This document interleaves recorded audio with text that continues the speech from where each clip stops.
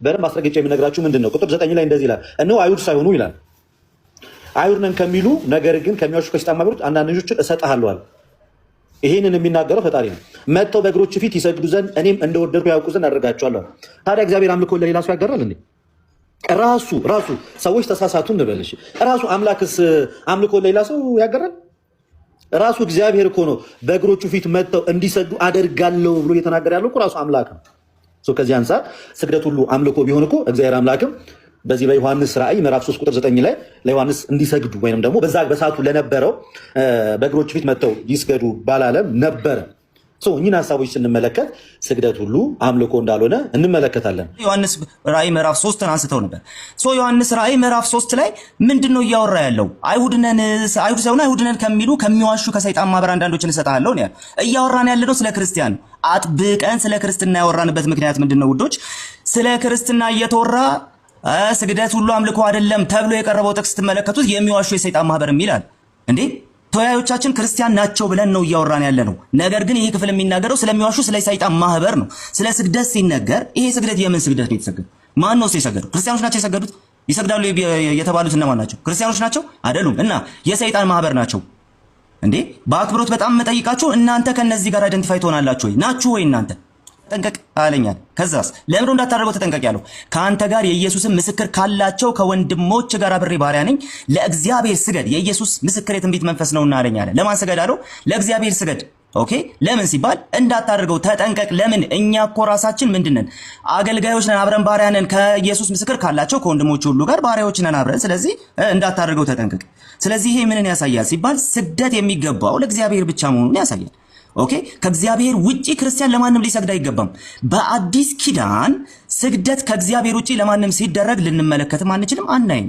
ኦኬ እነዚህን ካልን በኋላ አንዳንድ ጥቅሶች ግን ተነስተዋል። በኋላ ማፍረሻችን ላይ በደንብ የምናነሳቸው ጥቅሶች ናቸው የሚሆኑት። ለምሳሌ ምንድነው ስግደት ሁሉ አምልኮ ነው ያላችሁት? ምክንያቱም እኛ ክርስቲያኖች ነን። ስለዚህ ስግደት ሁሉ አምልኮ ነው። ለምን? ክርስቲያኖች ነን። ማን ኧረ መጽሐፍ ቅዱስ ነው ያለው፣ እኛ አይደለንም። የቱ ጋር መጽሐፍ ቅዱስ ያለው? ይኸው ዮሐንስ ወንጌል ምዕራፍ 4 እሺ ዮሐንስ ወንጌል ምዕራፍ 4 ላይ ጌታችን ኢየሱስ ክርስቶስ ከሳምራዊቷ ሴት ጋር ውይይት ላይ። ስለዚህ ጌታችን ኢየሱስ ክርስቶስ ከሳምራዊቷ ሴት ጋር ባደረገው ውይይት ውስጥ እንደዚህ ብሎ ይናገራል። እናንተስ ለማታውቁት ትሰግዳላችሁ፣ እኛ መዳን ከአይሁድ ነውና ለምናውቀው እንሰግዳለን ይላታል። ከዛስ ነገር ግን በእውነት የሚሰግዱ ለአብ በእውነትና በመንፈስና በእውነት የሚሰግዱበት ጊዜ ይመጣል፣ አሁንም ሆኗል፣ አብ ሊሰግዱለት እንደነዚህ ያሉትን ይሻልና በማለት ሲናገር እንመለከተዋለን። ስለዚህ አዎ ስግደት ለእግዚአብሔር ነው የሚሰጠው። ለምን ሲባል በእውነትና በመንፈስ ነው ስግደት የሚሰገደው። ይህም ደግሞ ለእግዚአብሔር የሚሰጥ ከመሆኑ የተነሳ ነው። ለእግዚአብሔር የምንሰጠውን ነገር አምልኮ ብለን እንጠራዋለን። እግዚአብሔር መንፈስ ነው፣ የሚሰግዱለትም በመንፈስና በእውነት ሊሰግዱለት ያስፈልጋል በማለት ይናገራል። ስለዚህ የምንሰግደውን ስግደት የምንሰግደው በመንፈስና በእውነት ነው፣ እሱም ለእግዚአብሔር የሚሰጥ ነው ማለት ነው። ነገር ግን እዚህ ጋር ብቻ ብንቆም ጥሩ ነበር። ዮሐንስ ራእይ ምዕራፍ 19 ሁል ጊዜ የሚጠቀሰው መሆኑ ታውቁታላችሁ። እንደዚህ በማለት ይናገራል ሐዋርያው ዮሐንስ ማለት ነው። ልሰግድለት በእግሩ ፊት ተደፋው፣ ይህን ሁሉ ባሳየኝ መልአክ እግር ፊት ተደፋው። እሺ እርሱም እንዳታደርገው ተጠንቀቅ አለኛል። ከዛስ ለምንድነው እንዳታደርገው ተጠንቀቅ ያለው? ከአንተ ጋር የኢየሱስን ምስክር ካላቸው ከወንድሞች ጋር አብሬ ባሪያ ነኝ፣ ለእግዚአብሔር ስገድ፣ የኢየሱስ ምስክር የትንቢት መንፈስ ነውና አለኝ አለ። ለማን ስገድ አለው? ለእግዚአብሔር ስገድ። እሱንስ እመረዳለሁ። ቅድም ተቸግሬ ስለነበረ ያነበብኩትን ሰምተኸኛል። ለዛ ነው ይቅር። አይ አልሰማሁም። እሺ አሳየኝ ካልከኝ ቀን አድርጌ አሳያለሁ። አብርሃም እንደ እንግዳ ተቀበለው ይላል። አብርሃም እንደ እንግዳ ተቀበለው የሚለው ቅድም ጠቅሰኸው የነበረው ዘፍጥረት 18 ላይ ያለው ነው።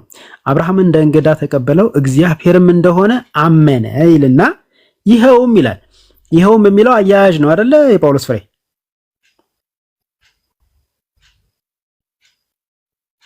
የጳውሎስ ፍሬ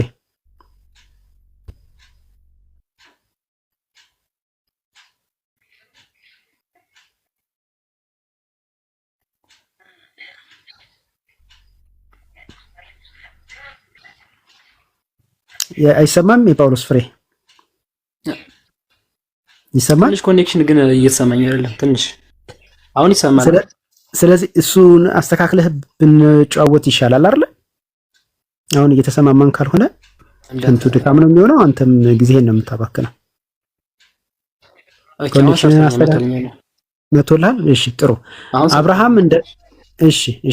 አብርሃም እንደ እንግዳ ተቀበለው እግዚአብሔርም እንደሆነ አመነ ይላል። ቅድም ያነበብነው የዘፍጥረት 18 ማለት ነው። ይኸውም ይላል። ይኸውም አያያዥ ነው አይደለ ጳውሎስ ፍሬ?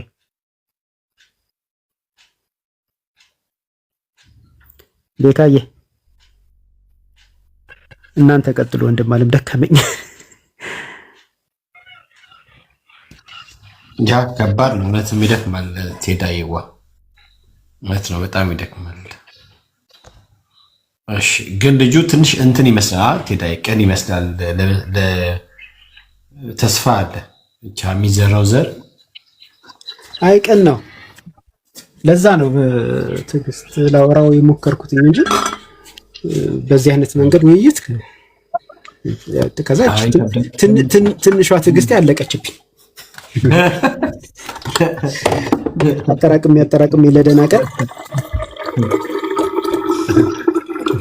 ውሃ ሊያስጠጣኝ እየቀዳው ነው። ከባድ ነው። እስቲ ኦርቶዶክስ ያላችሁ ወይም ካቶሊክ ካላችሁ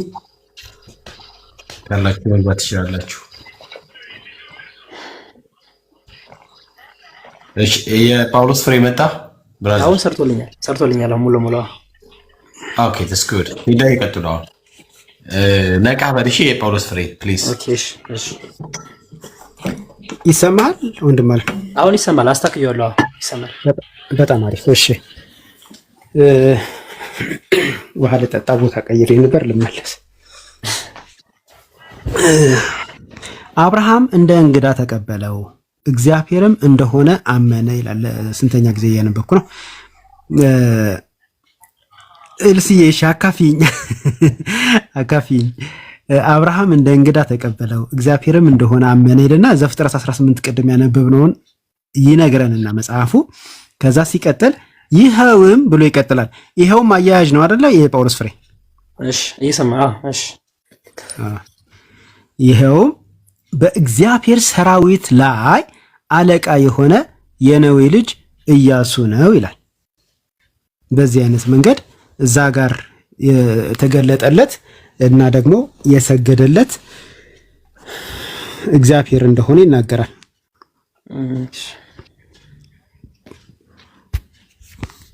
መጨረሻለሁ። ሐሳብህን ልሰማ ግን እየጠበቅኩ ነው። ኦኬ አሁን እኔ ጋር እንትን ያልተግባባነው ነገር ምን መሰለህ? ፕሮቴን ቅድም አብርሃም በሆነ በስተት መልኩ ነበር የተረዳሁት። ያን ተቀብያለሁ። እሺ ሁለተኛ ደግሞ በኢያሱ ስግደቱ ጋር ያነ ማለት እኛ መጽሐፍ ቅዱስ ላይ ቅድም እንዳሰካሳየኝ ላይ ተጽፏን ብለኛል። እንደገና ላሳየህ ችግር የለውም። ማሳየት እችላለሁ። ኔትወርክ ስላስወረደህ ነው እንጂ እሱ ቢወርድም ለሚሰሙን ሰዎች ላሳይ ብዬ አሳይቻለሁ። ግን ከባድ አይደለም። አጠገቤ ነው፣ እንደተከፈተ ነው። ቪዲዮ ማብራት ብቻ ነው። ላሳየህ በተሳይ ደስ ይለኛል። ስላላየሁት ቅድም እያቋረጠ ስለነበር። አዎ ልክ ነው። ቅድም እያቋረጠ ነበር። ያው ነገር ባይን ይገባልና ኦኬ እሺ ካሜራ እያበራው ነው። እሺ ቤካዬ ርዕሷን ዞርልከት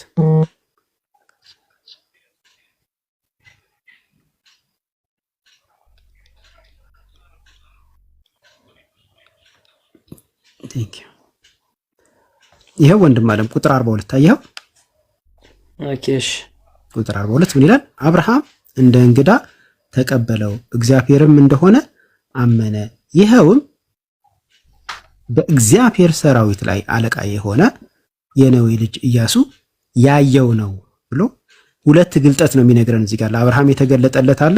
ኦርቶዶክስ ቤተክርስቲያን ስላሴ የምትለው ኦርቶዶክስ በስላሴ የምትለው የሚለው መጽሐፉ ስላሴ ብሎ ስለማያስተምር ነው።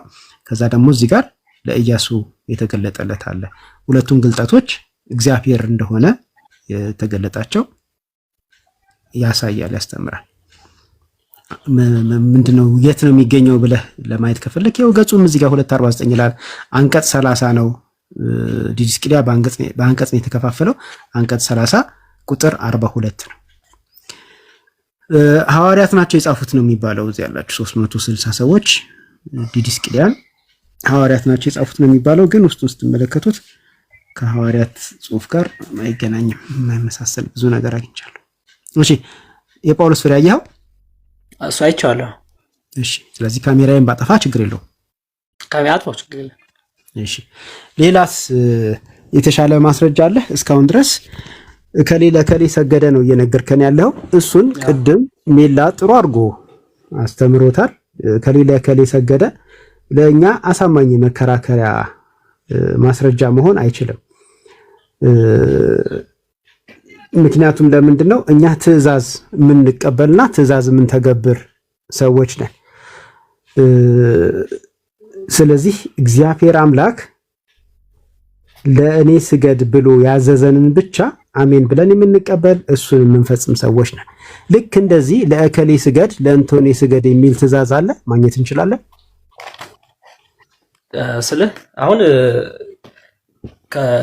አሁን ካወጣው መጽሐፍ ቅዱስ ላይ ሳይሆን እኔ ይበልጥ የምከተለው ከሱ ይበልጥ መጽሐፍ ቅዱስን ነው። አዎ ከመጽሐፍ ቅዱስ ላይ ትእዛዝ ስጠኝ አለ ምናልባት ማግኘት ትችላለህ።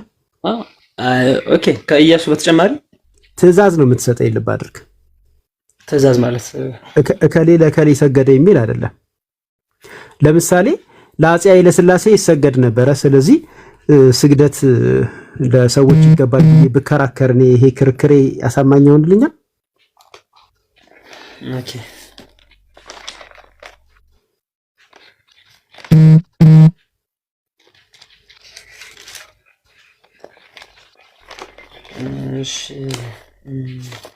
ኦኬ ስለዚህ አሁን ድምዳሜው ምን ላይ ነው?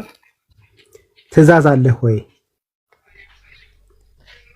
ምን እንደዚህ ያርጉ እንደዚህ ያታርጉ የሚል ለከሌ ስገዱ። ለምሳሌ ለመላእክትም ሊሆን ይችላል፣ ለቅዱሳን ሰዎችም ሊሆን ይችላል፣ ለምንም ሊሆን ይችላል። ብቻ ትእዛዝ አለ። ኦኬ እኔ እስከማውቀው ትእዛዝ የለም፣ ግን ትእዛዝ የለም።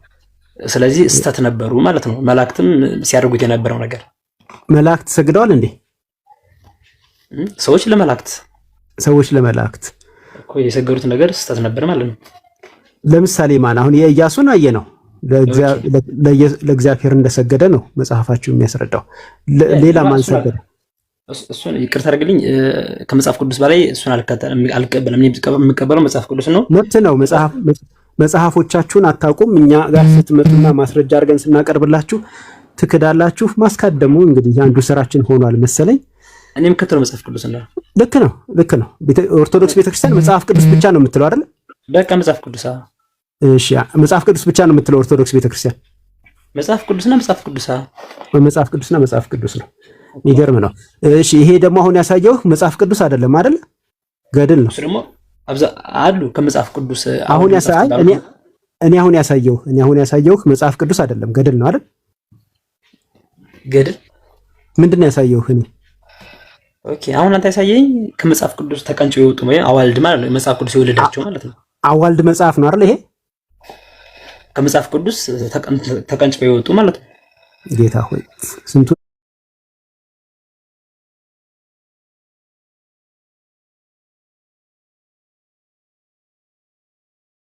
ኛው ስህተቱ ነው። ቅድም እንደሰራው አይነት ስህተት ነው። የኢትዮጵያ ኦርቶዶክስ ቤተክርስቲያን አስተምህሮዬ የተመሰረተው መጽሐፍ ቅዱስ ላይ ነው ብላ አትልም።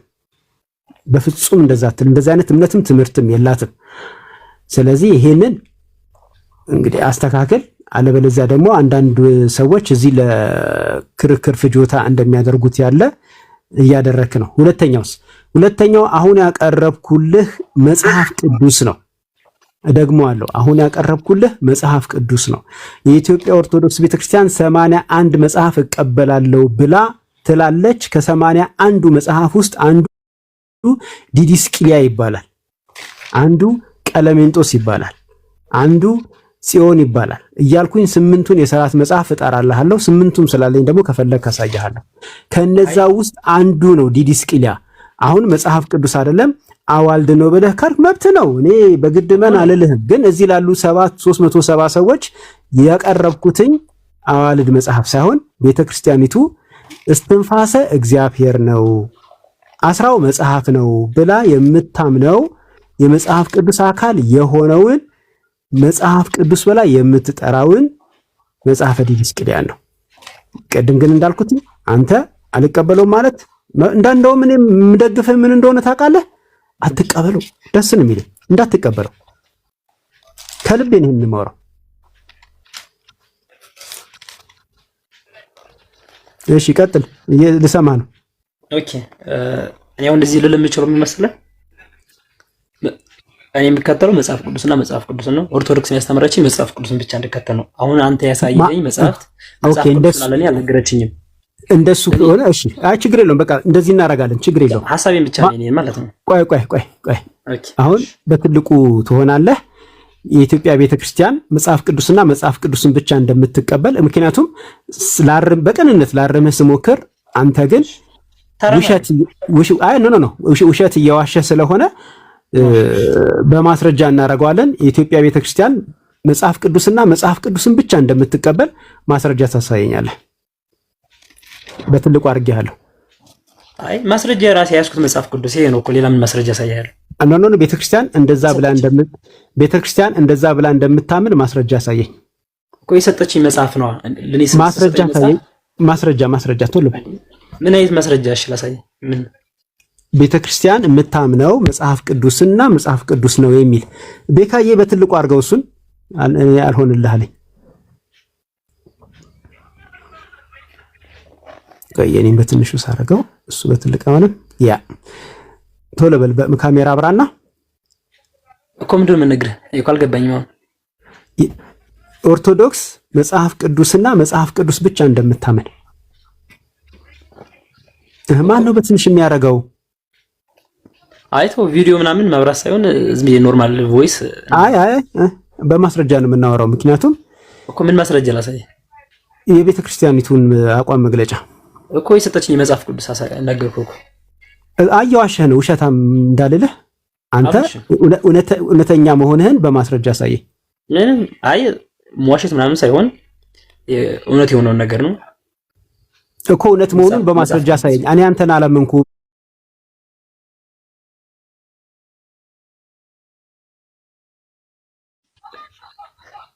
መጽሐፍ የሰጠችኝ ቤተክርስቲያን ለኔ የሰጠችኝ መጽሐፍ ቅዱስ ብላ አሁን ያስኩት እሱን አሳየኝ። እሺ እጅ ላይ ያለውን መጽሐፍ ቅዱስ እንዳታሳየኝ። እሱን ከገበያ ገዝተኸው ነው? አረ ኖ ጉባኤ ተማሪ ነኝ እኔ። የእግዚአብሔር አገልጋይ ነኝ። ጉባኤ ተማሪ ነህ? የእግዚአብሔር አገልጋይ ነኝ እኮ። ጉባኤ ተማሪ ነህ? ስለዚህ አይ ቆይ ካንተ ጋር ተው፣ ካሜራውን አጥፈው እንዳታበራው። የሰማንያ አሃዱን ዝርዝር ንገረኝ። የሰማንያ አሃዱ ዝርዝር ጉባኤ ተማሪ አይደለህም። ጉባኤ ተማሪ 81 አሃዱ አይልም፣ ምክንያቱም ጸያፍ ቋንቋ ነው ይሄ። ጉባኤ ተማሪ ትንሽም ቢሆን ግዕዝ ያውቃል። አሁን ስንት ቁጥር እንደጠራህ ንገረኝ እስኪ። 81 አሃዱ ስትል ስንት ቁጥር ነው የጠራኸው? አልገባኝም። 81 አሃዱ ስንት ነው የሚሆነው? ማለት 81 አሃዱ ስንት ነው የሚሆነው ማለት? 82 ነው የሚሆነው። ስለዚህ ውሸት ቁጥር 2። ጉባኤ ተማሪ አይደለህም። ነኝ። ኧረ ነኝ። እሺ በድርቅና ነኝ ብሏል። ስለዚህ ሳይሆን እሺ አሁን 80 አሃዱን ንገረኝ። ዘፍጥረት ቀጥሎ ምንድነው? 81 አሃዱን ንገረኝ። አዎ ዘፍጥረት። እሺ የብሉይ ኪዳን የአዲስ ኪዳኑን ንገረኝ። አዲስ ኪዳን ማቴዎስ ማለት ከማቴዎስ ጀምሬ ማለት ነው። እሺ ንገረኝ። አዎ ማቴዎስ፣ ማርቆስ፣ ሉቃስ፣ ዮሐንስ። ዮሐንስ፣ ሐዋርያት፣ የጳውሎስ፣ ሮሜ አለ፣ ቆሮንቶስ አለ። እሺ የጳውሎስ 14 መልእክት እስከ ዕብራውያን ድረስ እሺ አለ። የዝርዝር እኮ ነው። ኤፌሶን አለ፣ ፊልጶስ አለ። አይ ባትሪ ልቆጥብልህ ብዬ ነው። የጳውሎስ 14 መልእክት አሉ። እሺ ከዛስ በቃ የአዲስ ኪዳን እነዚህ ብቻ ናቸው? ኧረ አለ፣ ተሰሎንቄ አለ፣ ጢሞቴዎስ አለ። እሺ ቀጥሎስ? ዕብራውያን አለ፣ የጴጥሮስ መልእክት አለ፣ ዮሐንስ መልእክት አለ፣ የያዕቆብ መልእክት አለ፣ ይሁዳ። አይ መዘርዘሩ እኮ አይደለም። አይ ዘርዝረው ጨረስክ እኮ። ልጨርስ ስትል ኧረ ጨረስክ። አይ ስለ ይሁዳ ብለን ያቆምከው ይሁዳ ዮሐንስ ራእይ አለ። እሺ በቃ እስከዚህ ያሉት ነው የማውቃቸው። ከዛ በኋላስ በቃ ይሄ ነው 80 አሃዱ ውስጥ ያሉት? አረ ሙሉ ልዘርዝር እንዴ? እንትን እያልኩ የጠራው የብሉይ ኪዳኑን ተው፣ የአዲስ ኪዳኑን ብቻ ንገረኝ እኮ። የአዲስ ኪዳን ንገረኝ። የጳውሎስ መልእክት ማለት ነው። እሺ የጳውሎስ መልእክት ነገርከኝ፣ የጴጥሮስንም ነገርከኝ፣ የዮሐንስንም ነገርከኝ፣ ይሁዳን ነገርከኝ። ያዕቆብን ብቻ ነው የዘለልከው። ያዕቆብን ጨምርና ቀጥል። ያዕቆብ አለ፣ የዮሐንስ ራእይ አለ። ከዛስ? እሺ እስከዚህ ባሉት በቃ ማቃቸው እነዚህ ከዚህ በኋላ የላትም ቤተክርስቲያኒቱ አላት እንዴ? ምንድነው ያላት እኮ እኔ አላቅም። የማውቀው እስከዚህ ድረስ ነው። እዚህ በላይ እኔ አላቅም። አላቅም ጎበዝ ልጅ ነው የሚለው። አንተ ግን አላቅም አይደለም ያልከው።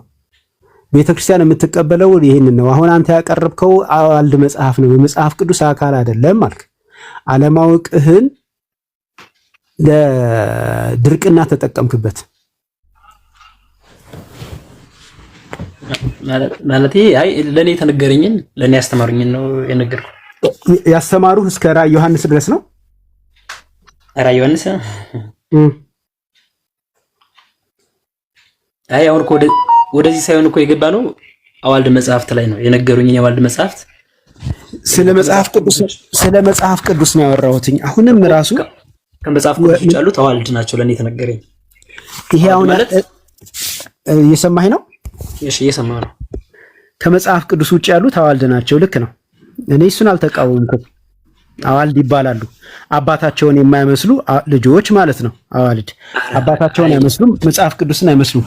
እሱ ከመጽሐፍ ቅዱስ እናወራለን፣ ችግር የለውም። እንዴት መጽሐፍ ቅዱስን እንደማይመስሉ በማስረጃ ማየት እንችላለን። ዲቃላ እንዴት እንደሆኑ፣ እንግዳ ልጆች እንዴት እንደሆኑ፣ ኢቨን የጎረቤት ልጆች እንኳን እንዴት እንዳልሆኑ እናያለን። ችግር የለውም። ግን መጽሐፍ ቅዱስ ብላ ቤተክርስቲያን የምታምነውን እንኳን ለመናገር ያልቻልክ የአብነት ተማሪ ነህ። እስኪ ራሱ መጽሐፈ ዲድስቅልያ እስኪ ስለ ራሱ ምን ይላል የሚለውን በቪዲዮ ላሳያችሁ። ይኸው መጽሐፈ ዲድስቅልያ ነው የገለጥኩት። ወደ መግለጫው ጋር እንሂድ። መግለጫ ሁለተኛው አንቀጽ እንዲህ ይላል። በመሆኑም ጥንታዊት፣ ታሪካዊት እንዲሁም ብሔራዊት የሆነችው የኢትዮጵያ ኦርቶዶክስ ተዋሕዶ ቤተክርስቲያናችን ከተቀበለቻቸው አምላካውያት የሚባሉት መጽሐፍት ምንድናቸው? የጳውሎስ ፍሬ እሺ ምንድናቸው? እሺ አትበለኝ። አላቅም። ጌታ ሆይ የአብነት ተማሪ ነህ ግን ነኝ ግን አላቅም። እሺ አብነት ሰፈር ይሆን ሊሆን ይችላል። ዳግዬ የአብነት ተማሪ ሆኖ አምላካውያት አያውቅም። 81 አሃዱ ይላል። እሺ ከተቀበለቻቸው አምላካውያት 80 ወአሃዱ ቅዱሳት መጽሐፍት ውስጥ 8ቱ የሕግና የሥርዓት መጽሐፍት በዝርዝር ሲገለጹ ይልና ሥርዓተ ጽዮን፣ ትእዛዝ፣ ግጽው፣ አብጥሊስ፣ አንደኛ መጽሐፈ ኪዳን፣ ሁለተኛ መጽሐፈ ኪዳን፣ ቀለሜንጦስ ይልና መጨረሻ ላይ ምን ይላል? የጳውሎስ ፍሬ ዲድስቅልያ በመባል ይታወቃሉ ይልና በዋቢነት የሚቀርበውም ለመጽሐፍት ቀኖናትስ ቀዳሚሆሙ እያለ ከመጽሐፈ ምንድነው ከፍትሐ ነገሥት ላይ ይጠቅስና ንባቡን ይቀጥላል። የፍትሐ ነገሥትን ዋቢ ያደርጋል። ፍትሐ ነገሥትን ታውቀዋለህ? የጳውሎስ ፍሬ አላውቀውም። አታውቀውም? ኦኬ እሺ፣ እንደዚህ አስወርድህና ተማር። እሺ። አይ ምርጥ ጥያቄ እኮ አልመለስክልኝም። አልመለስልህም። ቤተክርስቲያንህን ሳታውቅ ምን እንደምትቀበል ምን እንደማትቀበል ሳታውቅ የአብነት ተማሪ ነኝ ብለህ እየቀጠፍክና እየዋሸህ ከዛ ደግሞ 81 አሃዱ እያልክ አምላካውያት የሚባሉትን መጽሐፍ ስም እንኳን ሳታውቅ ጊዜ ገደልኩኝ። እንደውም ቤካዬ ይቅር በለኝ ስላስወረድኩብህ። እንዴ ቴዳ ደግ አደረከው፣ አባክም ደግ አደረከው።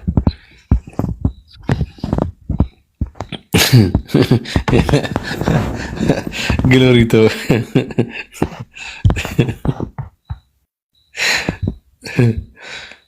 እሺ፣ ሌላ ኦርቶዶክሳዊ ያለ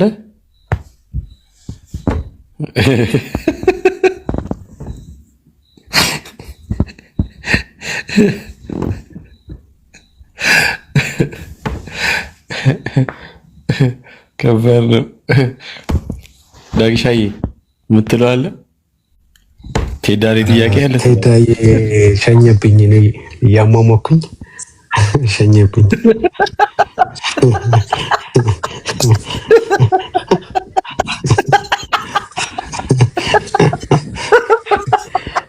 ወይ ጉድ! ሙሉ ግን አንድ እድል ቢሰጠውና ባወራው ደስ ይለኝ ነበር። ቴዳ ቢፈቅድልኝ ይቻላል ይቻላል። ይኸው እየፈለኩት ነው። እስኪ አንድ ቁጥር ጻፍና ኧረ እስኪ ጽፍማል አልጠበቅኩም። አልተሳካም። ልኬለታለሁ። ወደ አማን መጥቶላል። መልካም የመዳረቅ ቆይታ ዳጊዬ አክብሮት ጋር ተላልፈሽ እኔ ከሌላ ነገር ነው የማወራው። እሺ ወንድማችን እንኳን ተመልሰ መጣ። እግዚአብሔር ይባርክ። ከቴዳ ጋር እንግዲህ ያለህ ውይይት በዚህ ሁኔታ ተቋጭቷል። ያው መከረን ምክሮች እንግዲህ ብትጠቀምባቸው ይሻላል። በስግደት ዙሪያ ነው እያወራን ያለ ነው። ምናልባት አንዳንድ ሀሳቦችንም ነካክታችኋል። ቀላል ሁለት ጥያቄዎች አሉ። ፈቃደኛ ከሆንክ ስለሚያወያዩን ብዬ ነው እንጂ ጠያቂ ለመሆን ብዬ አይደለም። ስለዚህ ፈቃደኛ ከሆንክ ሁለት ቀለል ያሉ ጥያቄዎች አሉኝ፣ ግንዛቤ ይፈጥራሉ ብዬ ስላሰብኩ ነው። ከማርያምና ከቅድስት ድንግል ማርያም የተወደደችው እናታችን ብጽዕት ከሷና ከዮሐንስ ለመላኩ ከሰገደው ማለት ነው ከሁለቱ ለአንተ ማን ይበልጥብሃል? በእግዚአብሔር ዘንድ ሁሉም በአንድ አይን ነው የሚታየው። እኔ የማየው እንደዛ ነው። ግን እኔ እንደኔ ያረዳድ የእመቤታችን ያህል ቅድስና ያለው ሰው አለ ብዬ አላምንም። ኦኬ እሺ፣ የመጀመሪያውን ሐሳብን ነው የምገዛው። ሁለተኛ ያልከውን እኔ አይመለከተኝም። እሺ፣ ስለዚህ ያው የአንተ ቤተክርስቲያን እንደምትናገረው ከፍጡር ከፍ ብላ ከፈጣሪ ዝቅ ያለች ነው የምትላት ማርያም ስትገልጻ። ይሄ አቀጻጸል ለዮሐንስ አልተጠቀመችበትም ቤተክርስቲያን፣ ወይም ለሌላ ሐዋርያ ለሌላ ጻድቅ አልተጠቀመችው ማለት ልክ ነው ያል ልክ ነው። የእመቤታችን ያለው የገነነ እንትን ያለው ይልም ግልጽ ነው በቃ። ስለዚህ አሁን በመናወራው ንግግር ውስጥ መቼም እንደሷ በአንደኝነት የሚጠቀስ ትምህርታዊ ነገር ያለው የለም። እሷ ያደረገችው ነው እንግዲህ ማለት ነው ለአንተ የበለጠ ፕራዮሪቲ የምትሰጠው። አብርሃም አትለኝም፣ ኢያሱ አትለኝም፣ ሎጥ አትለኝም፣ ዮሐንስ አትለኝም፣ ከሌት አትለኝም። ምክንያቱም በአንተ ቤት ገባ። እኛ ጋር ሁሉም ሰው እኩል ነው። ሁሉም በእግዚአብሔር አምሳል የተፈጠረ ነው። በጣም ነው የምንወዳት የምናከብራት። ግን ማንም ከማንም የተለየ ነው ብለን አናምንም። ግን አንተ ቤት በዛ አይነት መጠን ክብር አከብራታለሁ ስለምትል አሁን እሷን መስበት ይገድድብሃል። እሷ ያደረገችውን ማድረግ ይጠበቅብሃል። ማርያም ለመላክ አልሰገደችም። አንተ ከማርያም በልጠህ ነው ለመላክ የምትሰግደው። እሷን መከተል የለብህም። እሷ እንዳደረገች ማድረግ የለብህም። በሉቃስ 1:28 ላይ እንደምትመለከተው መልአኩ ሲገለጥላት አልሰገደችም። ስለዚህ ማርያም ካልሰገደች አልሰግድም ነው አንተ ማለት ያለብህ አይደል? ማለቴ መውደድና እሱ የሚያደርገውን አደርጋለሁ ማለት እኮ አይገናኝም። ስለዚህ ማርያም ከምታረግ የተለየ ነው አንተ የምታረገው ማለት ነው። በወዳትም ድርጊቶቼ ግን እሷን አይመስሉም እያልከኝ ነው ሳይሆን እሷም ማለቴ ስህተት የሆነ ድርጊት እንደማታረግ ግልጽ የሆነ ነገር ነው። ዮሐንስ ስህተት የሆነ ነገር ላይ ያደርግ ይችላል? ዮሐንስ አይሳሳትም። እንዴት ሊሳሳት ይችላል? ዮሐንስ ሊሳሳት አይችልም አይደል? አላቅም ብቻ ሰው ነው። ሰው እስከሆነ ድረስ የሆነ ስህተት ሊመጣ ይችላል። እርግጥ ነው ግን እሺ፣ እሷስ ትሳሳታለች? እሱ ሰው ስለሆነ ሊሳሳት ይችላል። እሷስ ትሳሳታለች? እኔ ትሳሳታለች ወይም አትሳሳትም ማለት አልችልም። ግን ለማርያም ጨከንክ? አይ ሳይሆን እሷ ማለት ቁርጥ ያለው ነገር ማርያም ትሳሳታለች ብለህ ነው የምታምነው ወይስ አትሳሳትም? አረ ትሳሳታለች ብዬ ነው በቃ። ስለዚህ የሚሳሳተውን ዮሐንስን ወደ ጎን እናድርገውና አትሳሳትም ብለህ የምታምነውን ማርያምን ምሳሌ አድርገን እንውሰድ። ስለዚህ ከዮሐንስ ይልቅ ከአብርሃም ከኤሳው ከሎጥ ከምናም ከኢያሱ ይልቅ ለአንተ በአንደኝነት ገባ ከፍጡርም ከፍ ብላ ከፈጣሪም ዝቅ ያለች ነች ስለምትሉ እኔ አላልኩም ስለምትሉ እንግዲህ በአንደኝነት እንደ ምሳሌ መጥቀስ ያለብህ ስግደትን አስመልክቶ እሷን ነው።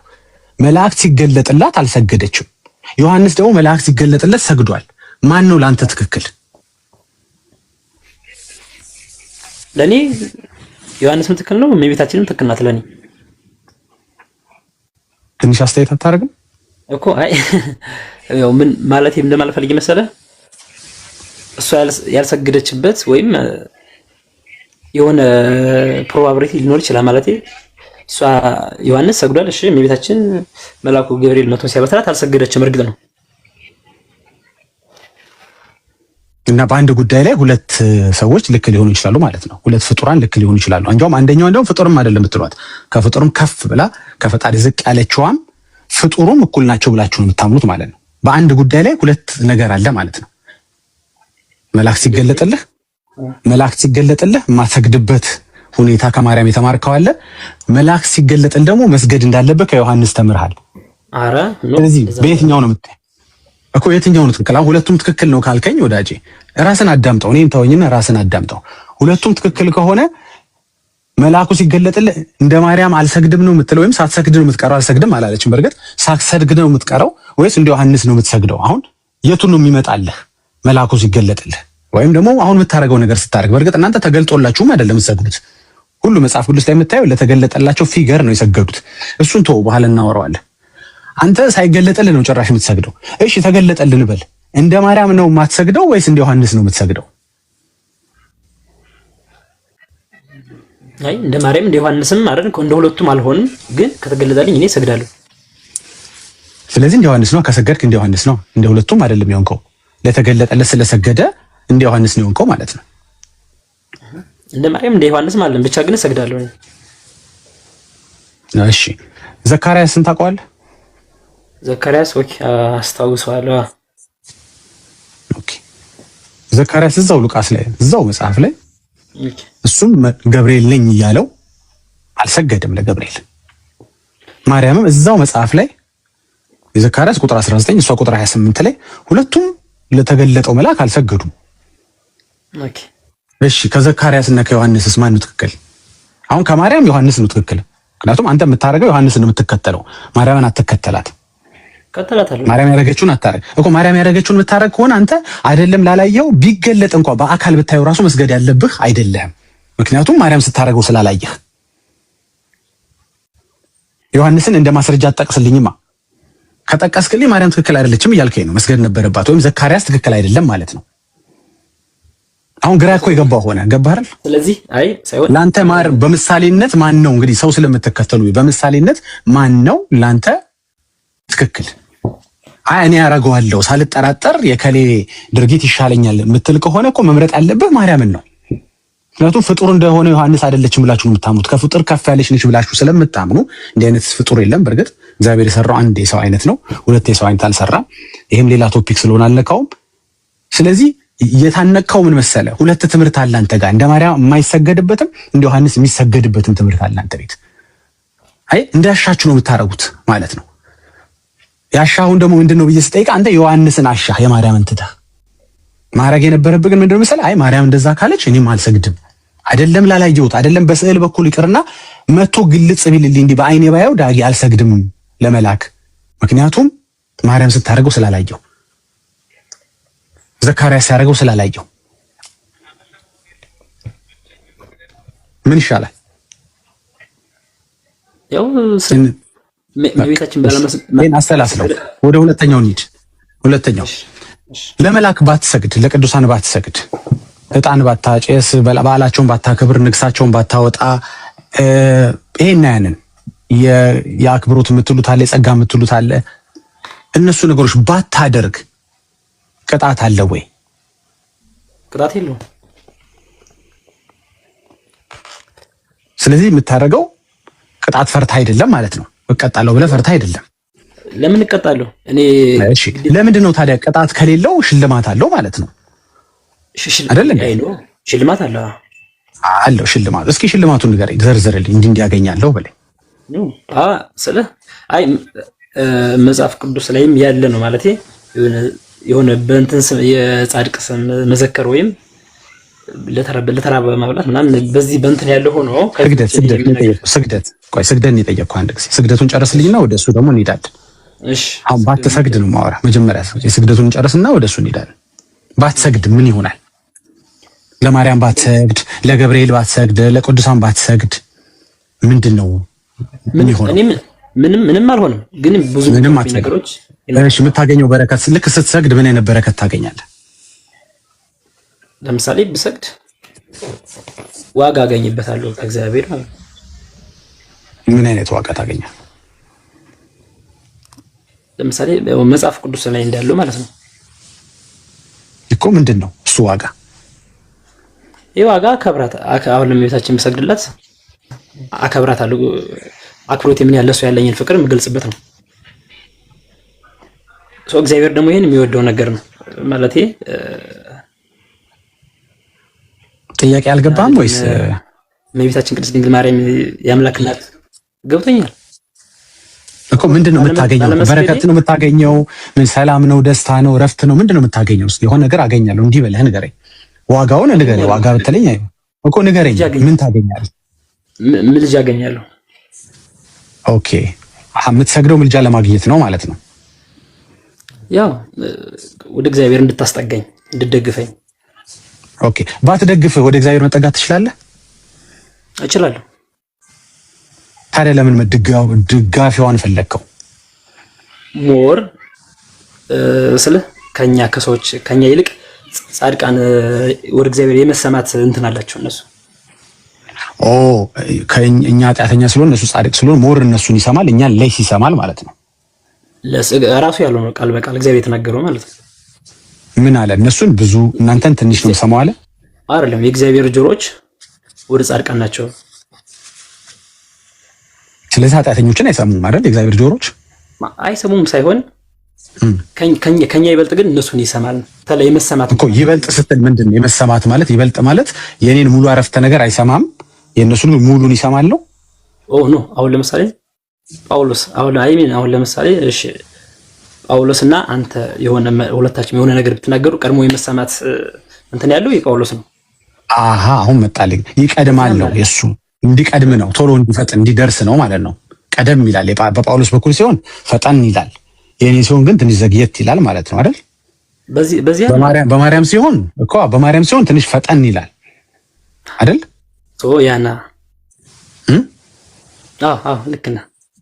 በአንተ ሲሆን ግን ትንሽ ዘግየት ይላል። እግዚአብሔር ቆይ ያስላስብበት ይልና ወይ ደግሞ ያዘገይብሃል ማለት ነው። ምክንያቱም በማርያም በኩል ስላልመጣ ትንሽ ዲሌይ ይኖረዋል ማለት ነው አይደል?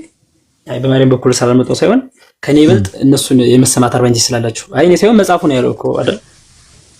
ኦኬ።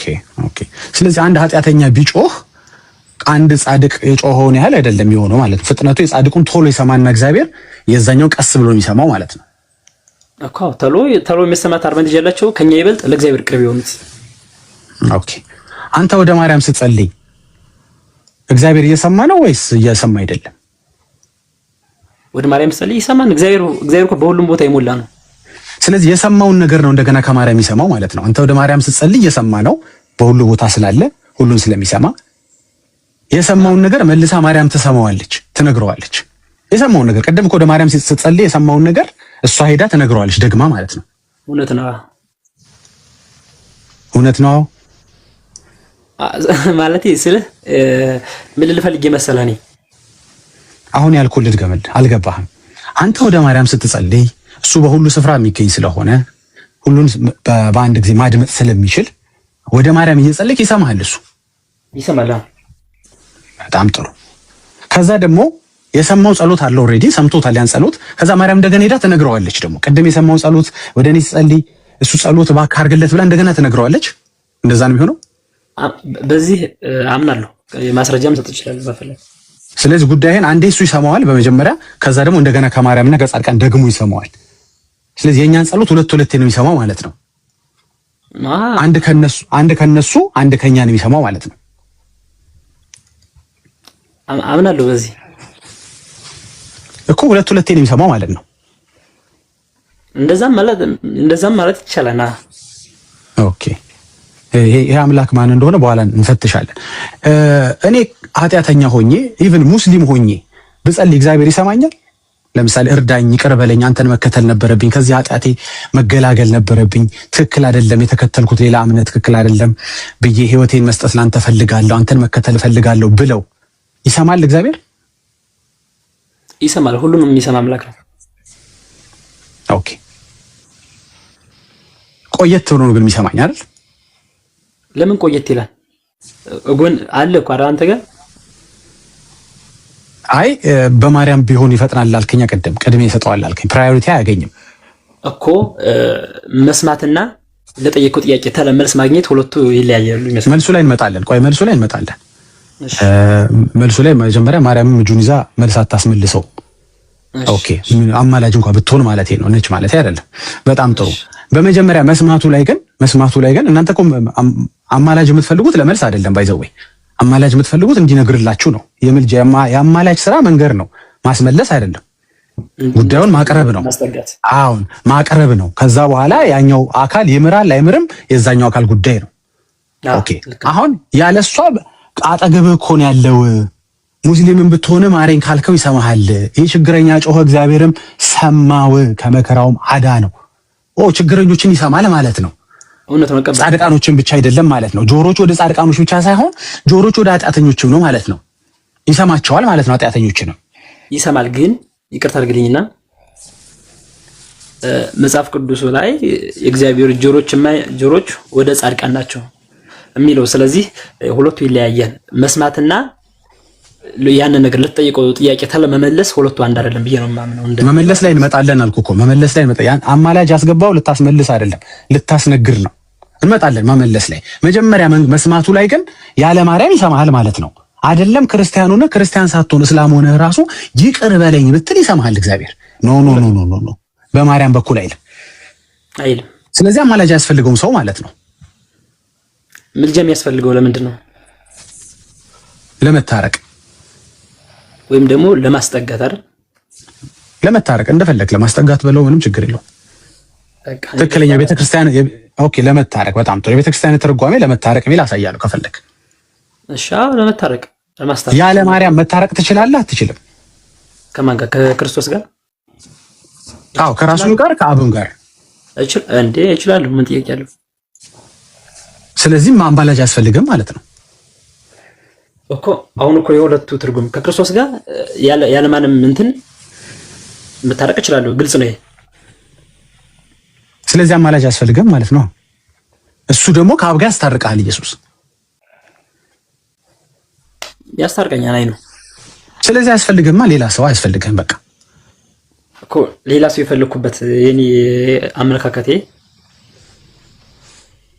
ማለት ያው ለምሳሌ ለጠየቁት ጥያቄ ተለመልስ ለማግኘት ምክንያቱም ከኔ ይበልጥ ጻድቃንን ስለሚሰማ ከኛ አስበልጦ ማለት ነው። ሞር እንደማይሰማ እኮ ነገር ከአንተ አስበልጦ እንደማይሰማማ እኩል ይሰማል። አጠገብህ እኮ ነው ያለው አልከኝ። ሁሉም ቦታ ነው ያለው። ገባ? የኃጢአቱንም ይሰማል፣ የኃጢአተኛውንም ይሰማል፣ የጻድቁንም እኩል ይሰማል። ገባ? ያኛው ኔትወርክ ይዞት የዚህኛው ፈጥኖ አይደርስም እሱ ጋር። እንደዚህ አይነት ነገሮችን ህሊና ያውቀዋል። አትልፋ። ይሄን ታውቀዋለህ እኮ ሐሳብ ሳይሆን ሐሳብ ያልተረዳውም ይሰማል ስልህ ሁለት አይነት ትርጉም ስላለው ነው ይሰማል የሚለው ነገር ማለት ነው። ምን ማለት ነው? እስኪ ንገረኝ። ይሰማል ለሱ አይሻልም? ጳውሎስ ወደ ይሰማል ቋጣ ነው። ርዕሱ ላይ ነን ያለ ነው። ርዕሱ ላይ ሚዩት አድርገው የኔ ጌታ፣ ሚዩት አድርገው። ለአሁን ሚዩት አድርጌ ያለሁኝ። ከአሁን ወዲያ ደግሞ አስወርጄ። እሺ የኔ ጌታ ችግር የለም። ይውረድና ቀጥል። እሺ ቀጥል። ይሰማል ስለ ሁለት አይነት ነው አልከኝ። እስኪ ንገረኝ ወዳጅ። ይሰማል፣ ሁሉንም ይሰማል። እሺ ሁሉንም ይሰማል ማለት ለሁሉም የለመኑት ወይም ያሰቡት ነገር እኩል ይስጣቸዋል ማለት አይደለም። ኦኬ መስጠቱ ላይ እንሂድ። መስማቱን ስለተስማማድ አይ ይሰማልና የሰማውን ነገር በጣም ጥሩ። ስለዚህ መስማቱ ላይ ተግባብተናል ማለት ነው። አማላጅ አያስፈልግም ማለት ነው። መልአክ የሚባል ጻድቅ የሚባል ማርያም የምትባል የተወደደች እናት አታስፈልግም ማለት ነው። ለምን? ሙስሊም ሆነ እንኳን ይቀርብ። ቆይ አይ አሁን በተናገርከው እውነት ነው እኮ የምልህ። መልሰህ መካድ ትችላለህ። በተናገርከው እውነት ግን ወደ ማርያም ስትጸልይ የሚሰማ ከሆነ ወደ ማርያም መጸለይ አያስፈልግም ማለት ነው። ቀጥታ ወደ እግዚአብሔር መጸለይ ትችላለህ ማለት ነው። አዎ ብለኸኛል። እንደገና ሐሳብን ካልቀየርክ ሙስሊም እንኳን ሆነ ይቅር በለኝ ብለህ ብትጸልይ ይሰማሃል ማለት ነው። ይሰማኛል። በቃ ያለ ማርያም ማለት ነው። ማርያም የማርያም ምልጃ ሳይጠቀም አንድ ሙስሊም ከእግዚአብሔር ጋር መታረቅ ይችላል ማለት ነው። ገብቷል? ይቅር በለኝ ቢል በጣም ጥሩ። ስለዚህ አማላጆች በጠቅላላ ዳር ያዙ ማለት ነው። እስከዛሬ መሀል ገብተው እኔ ነኝ የማፈጥንልህ እኔ ነኝ የማደርስልህ ሲሉ ነበሩ። በጠቅላላ ዳር ያዙ። አሁን አንተ መልሰህ ልትመልሳቸው የፈለከው ደግሞ ግን አስፈጥነው ያስመልሳሉ። ምላሽ ላይ ግን የነሱ መኖር ጥሩ ነው እያልከኝ ነው። ግን የመጀመሪያውን ጨርሰናል። ምላሽ ላይ ያው የነሱ መኖር አዎ ማድረስ ላይ ግን የሉም ማለት ነው። አሁን የማድረስን አስወገድን ወይ እመጣልሃለሁ ምላሽ ላይም ችግር የለም። ማድረስ ላይ ማስታረቅ ላይ ማሳሰብ ላይ በጠቅላላ ዳር ይዘዋል ማለት ነው። አማላጅ አያስፈልግም ማለት ነው። ገባ? አማላጃችን እኛ ኢየሱስ ነው የምንለው፣ አስታራቃችን ኢየሱስ ነው የምንለው፣ ሌላ መካከለኛ አያስፈልገንም የምንለው መጽሐፍ ቅዱስም አንደኛ ጢሞቴዎስ ላይ ሲናገር አንድ አለና እንጂ 10 አሉና የማይለው ለዚህ ነው ማለት ነው። አንዱ በቂ ነው ማለት ነው። ገባ? አንዱ የማያደርገው እሱ ቢዚ ሲሆን እሱን ተከተው የሚሰሩ አንዳንድ ጉዳዮች ሲሆኑ ደግሞ ለሌሎች ዴሊጌት ያደረገው አሳልፎ የሰጠው ጉዳይ የለም ማለት ነው። ሙስሊሙም ሲጮህ፣ ችግረኛውም ሲጮህ፣ ክርስቲያኑም ሲጮህ ይሰማል ማለት ነው። እሱ ያለ አማላጅ ይሰማል። ኦኬ፣ አማላጁ ዳር ያዘው፣ በጠቅላላ አማላጅ ዳር ያዘ ማለት ነው። ስለዚህ አማላጅ አያስፈልግም ማለት ነው። እስካሁን አማላጅ ነው ሲሉ የነበሩ በጠቅላላ ገብቷል። ምን ሲሆኑ መሀል እንደገቡ መመርመር ይኖርብሃል። ለምን እንዳስገባቸው በህይወት እኮ ገባ? በጣም የሚገርመው ከአንተ ጋር ቴዲ ያወራው ቴዲ ብዬ ብጣራ ለቴዲ ንገርልኝ ብልህ አያስቅም? ቴዲ እኮ እየሰማ ነው። ቴዲ ነው ምን በለው መሰለህ አንድ ጊዜ እባክህ ቴዲዬ ደውልልኝ በለው ብልህ አሁን እዚህ ቤት ውስጥ ማለት ነው እዚህ ሩም ውስጥ ይሄ ቀልድ አይደለም ወይ ነው የምልህ። እየሰማ እኮ ነው። ለቴዲ ንገርልኝ ምን ማለት ነው? ቴዲ እየሰማ ቴዲ ባይኖር ጥሩ ነው። አንተ እኮ ከቴዲ ጋር ቴዲ ባይሰማ ጥሩ ነው። ቆይ እኔ ጌታ ለምሳሌ እኔና ቴዲ ተጣልተናል ልበልህ። እኔና ቴዲ ተጣልተናል እዚህ ሩም ውስጥ ተገናኘን። እሺ እኔ አሁን ምን እልሃለሁ መሰለህ ከቴዲ ጋር መታረቅ እፈልጋለሁ አስታርቀኝ አልኩህ ለምሳሌ። ኦኬ እሺ ቴዲ ይሰማኛል እንደዚህ ስል እዚህ ሩም ውስጥ አብሮ ካለ ይሰማል። በቃ በጣም ጥሩ ነው። አንተ ቅዱሳን ከምትላቸው ጋር እግዚአብሔር አብሮ አለ የለም? አለ። በቃ ስለዚህ ራስህ እኮ መለስከው ወዳጅ። አብሮ ካለ አልከኝ እኮ አሁን እኮ አብሮ የለም መሰለኝ ከእናንተ ቅዱሳን ጋር እግዚአብሔር። እሱን እንግዲህ አላውቅም። አሁን ሌላ ነገር አስታወስከኝ። በቃ አብሮ ከሌለ በስተቀረ አብሮ አለ የምትለኝ ከሆነ አብሯቸው ላለው ገባ ለሱ ቀጥታ መንገድ እየቻልኩኝ ለምንድን ነው ዙሪያ ጥምጥም የሚሄደው? ምክንያቱም እንደምታውቀው በምድራችን ላይ ገባ መሀል ላይ ኮሚሽን መጠቀም የሚችለው ደላላው ገባ መሀል ላይ ሲገባ ነው። መሀል ላይ ካልገባማ ገዢና ሻጭ ከተገናኙማ አይሆንም።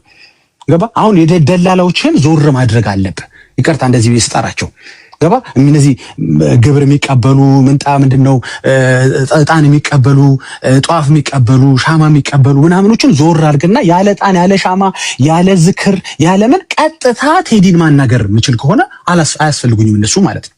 እሺ አንድ ጥያቄ ልጠይቅህ። የኔ ይሄን ጨረስን ግን አማላጅ እንደማያስፈልግ ተማምነናል ወይስ ሳንተማመን እኮ እዚሁ ላይ ነው ጥያቄ። እዚሁ ላይ ለአንተ ያስፈልጋል ትችላለህ። ባይ ዘ ወይ እኔ ስላልኩ እኮ አማላጅ መጠቀምን ማቆም አይለብህም እኮ መብት እኮ ነው እሱ። እኔ ምንም ቢሆን ያፈጥንልኛል ቢሰማ እንደሚሰማኝ ቴዲ አውቃለሁ። እኔ ግን ደስ የሚለኝ በአንተ ጋዜ ሄድ ሊፈጥን ይችላል የበለጠ ሊሰማኝ ይችላል ካልክ ራስን ማሞኘት ትችላለህ ወንድሜ። እዚህ ጋር ዳይሬክቲቭ እኮ ዳይሬክሽን እናንተ ልሰጥ አይደለም ያለሁት። እሺ ቀጥል። ምን ልጠይቀኝ ነበር? እሺ ምን ልፈልግ ነው? አሁን በምልጃ በኩል ስለ ምልጃ እኔ በዚህ አምናለሁ።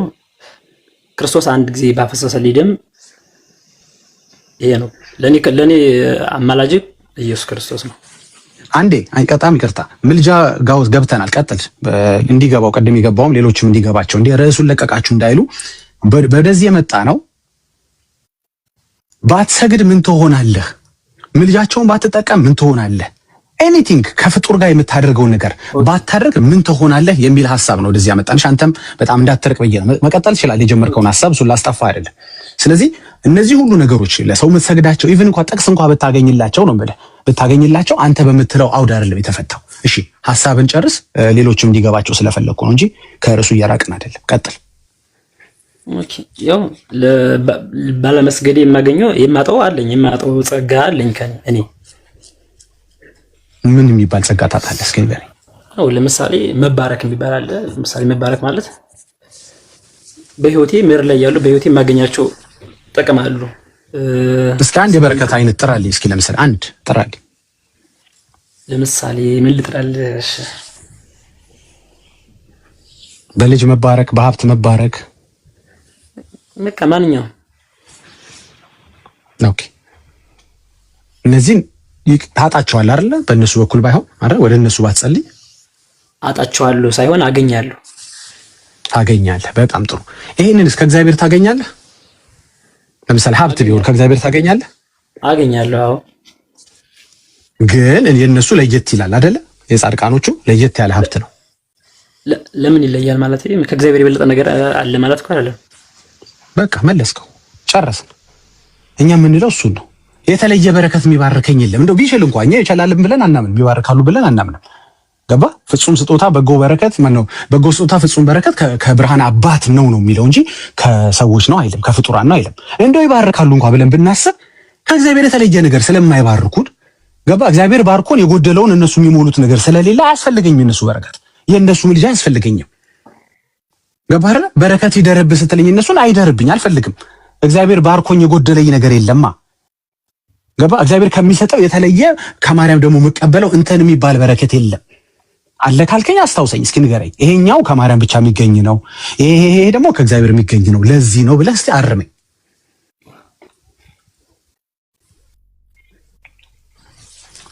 ሁሉም ከእግዚአብሔር ነው። ሁሉም ከእግዚአብሔር ነው። እንሰብስበው። አሁን እኔ ያስኩ ነገር አልፈልግም፣ እንድንማማር ነው የምፈልገው። አንድ እኔ መረዳት ልንገርህ፣ አንተ ከጠቀመህ ውሰደው፣ ካልጠቀምህ ተወው። አንድ የገባኝ ነገር አለ። ምን እንደሆነ መሰለህ? ባትሰግድ ከ1 እስከ 30 ዝክር ባታረግ ንግስ ባታወጣ ምን ባትል ምንም ቢሆን ነገር የለም። ቢሆን ምንም ቅጣት የለም። ይሄን አንተም ብለኸኛል፣ አመሰግናለሁ። ኦኬ፣ ቅጣት ከሌለ ወይ በረከት አለ ማለት ነው። እንግዲህ በረከት ካልከኝ ውስጥ 3 4 5 ብንዘረዝር እንደዛን በረከቶችና ከዛም በላይ በብዙ እጥፍ ደግሞ የሚባርክ እግዚአብሔር ቤቴ አለ። እሱን ተቀብያለሁ፣ እሱን እከተላለሁ።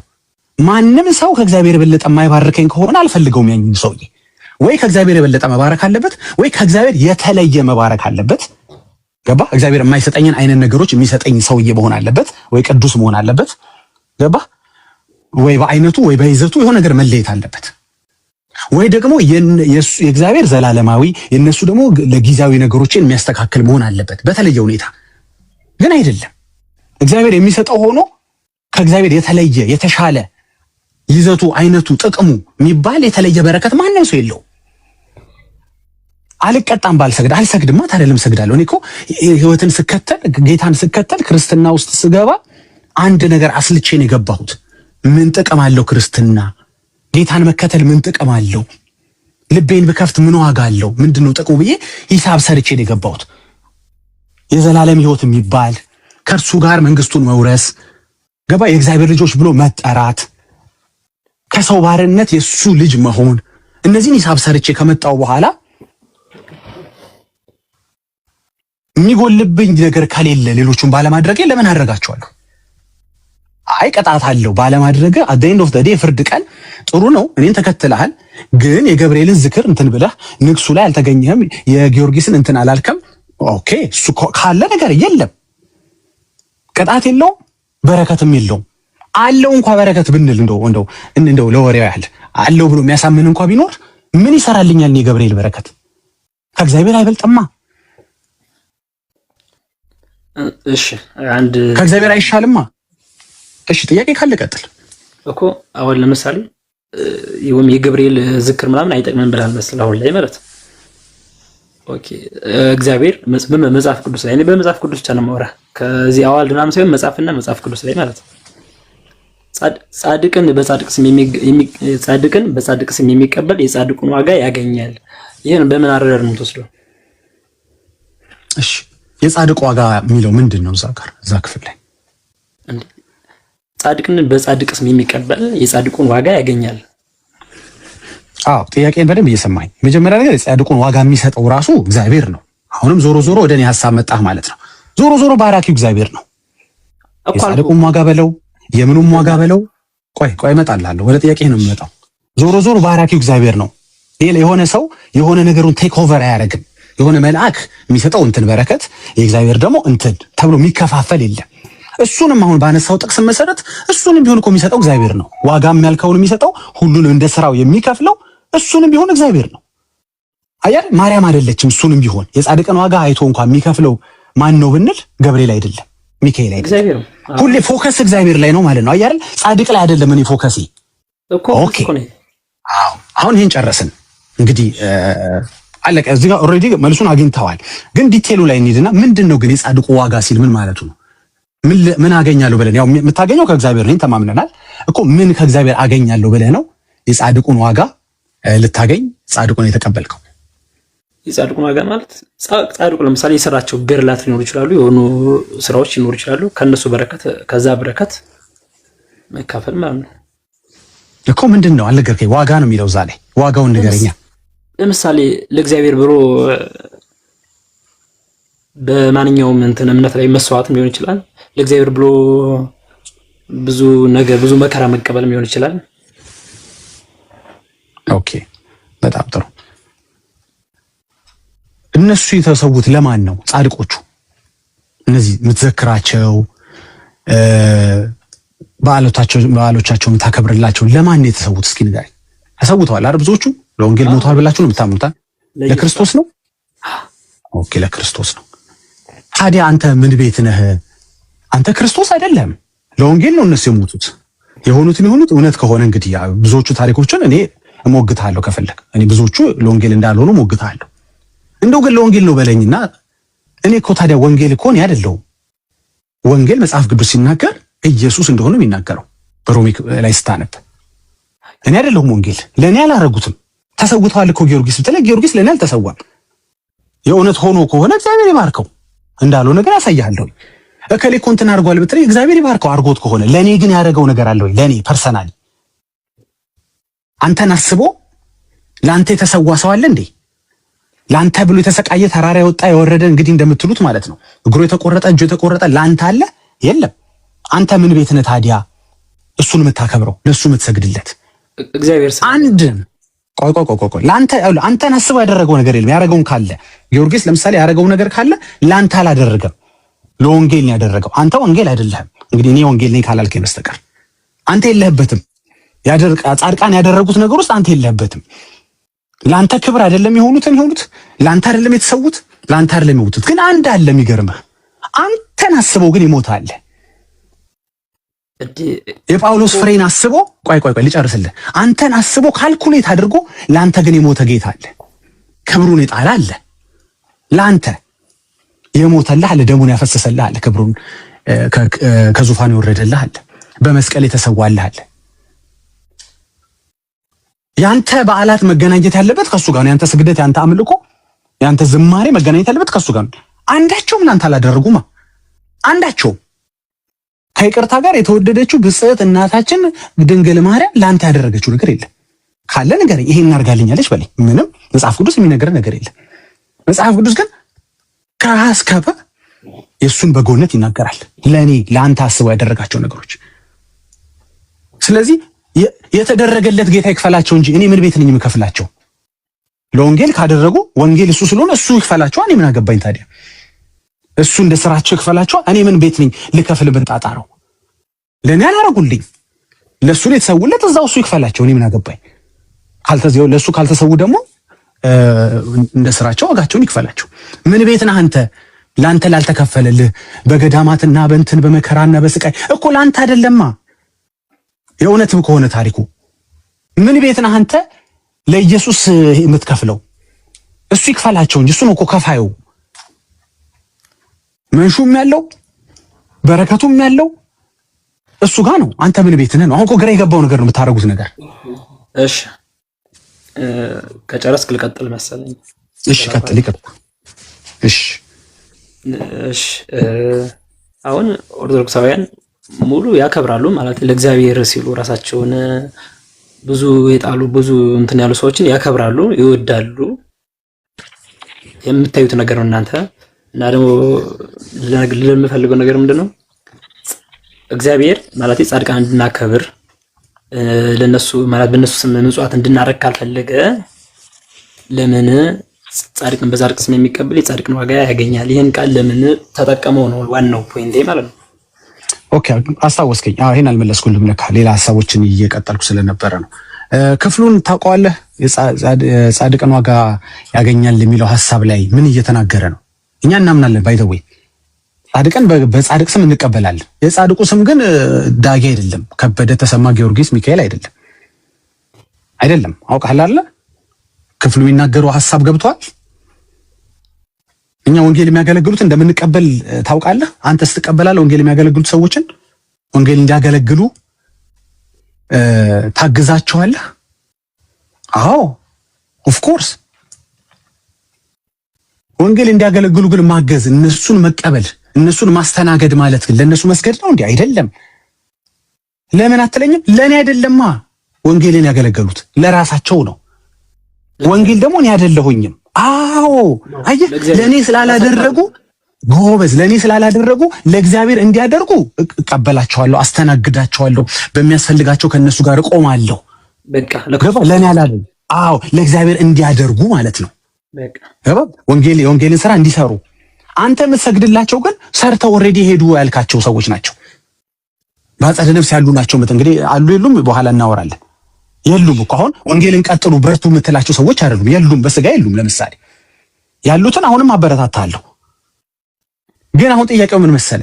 ለምን ታዲያ አልሰግድላቸውም የምትለኝ? ወደ ረሱል መልስልና ለኔ አይደለም ወንጌልን ያገለገሉት። ወንጌል እንዲያገለግሉ ሰፖርት ላደርጋቸው ይችላል። አዎ በገንዘቤ በምኔ በምችለው ነገር ሁሉ ቤቴን ከፍቼ ልቀበላቸው፣ መቀበል ስላለብኝ ቃሉ ስለሚል እቀበላቸዋለሁ። ግን አልሰግድላቸውም። ለምን እንዴ? እኛ ወንጌልን አገልግለንልህ ቢሉኝ እኔ ምን አገባኝ? እኔ እኮ ወንጌል አይደለሁኝም። ለኔ አይደለም ያገለገልከው። አንድ ቄስ ቢሰብክ ለኔ ለአንተ አልሰበከም ነው እንዴ? ለአንተ ነው እንዴ የሚሰብከው? አይደለም። ያገለገለው እግዚአብሔርን ነው። ብሰግድ ስተታለው ከፋዩ እግዚአብሔርን ነው። ምን አልከኝ? ብሰግድ ማለት ብሰግድ ስተታለው ማለት ነው። ምን ቤት ነህ አንተ? ለምን ትሰግዳለህ ነው እኮ የምልህ እኮ። ምን ቤት ነህ? መጽሐፍ ቅዱስ እኮ የተናገረው ማለት መጽሐፍ ቅዱስ ላይ ያለ ነው። መጽሐፍ ሩት ላይም ወደ ስግደቱ እንመለስ እንደገና። ችግር አይደክመኝም። በጣም ጥሩ። ቀደም ብያለሁኝ ባትሰግድ የሚቀርብህ ነገር የለም ብለኛል። ይሄን ተስማምተናል። ሐሳብን ቀይረሃል አልቀየርክም? ባትሰግድ የሚቀርብህ ነገር የለም። አዎ እነዚህ አሁን በሰግድላቸውስ የምትለኝ ሰዎች ባትሰግድላቸውስ ብልህ ትክክል አይደለም? በረከት አጣለሁ ማለት በረከት ማግኘት ያለብኝን በረከት አጣለሁ ብዬ አምናለሁ በዚህ። ኦኬ፣ ስለ በረከቱ ደግሞ ምን አስረዳው? ምንም የምታጣው በረከት የለም ከእግዚአብሔር በላይ የሚባርክ ስለሌለ አልኩህ። እግዚአብሔርን ከያዝክ የገብርኤል በረከት ግን ቀረብኝ። እግዚአብሔርማ ዳጊ ልክ ነህ እኮ አገኘሁ እኮ እግዚአብሔርማ ተቀበልኩኝ፣ ግን የገብርኤል ቀረብኝ የምትለኝ የለም። ሰው የእግዚአብሔርን በረከት ካገኘ የማንም አይቀርበትም። እልፍ አላፍ መላእክት ሊባርኩ እንኳን ቢችሉ ይባርካሉ የሚል ነገር አላነበብኩም። ካለ ታስረዳኛል፣ ታሳይኛለህ። ሌላ ርዕስ ይሆንብናል። እንደው ቢባርኩ እንኳን መላእክቶች ምን ይቀርብኛል ነው? ከእልፍ አላፍ መላእክት በረከት በላይ የአንዱ የእግዚአብሔር በረከት ይበልጣል። አይ ይቀርብኛል ብለህ የምትሰጋው በረከትም የለም፣ ያገኘኛል ብለህ የምትፈራው ቅጣትም የለም። ለምን እንደምታደርገው ራስዎን ግራ ይገባሃል ስታስበው። ሄደድ ሰው ወይ ቅጣት ፈርቶ ካላረገው ወይ በረከት ፈልጎ የማያረገው ከሆነ ሁለቱም ከእግዚአብሔር ማነው በረከቱን ከእግዚአብሔር የሚያገኝ ከሆነ ቅጣቱንም ከእግዚአብሔር የማያገኘው ከሆነ በምንም ረገድ አንተ መስገድ የለብም። ወንጌልን ላገለገሉ ሰዎች ለጻድቅ አልሰግድም። ትራገማለሁ እነሱ ብትለኝ አልራገም። ትሰድባቸዋለሁ ጻድቃን ብትለኝ አልሰድባቸውም።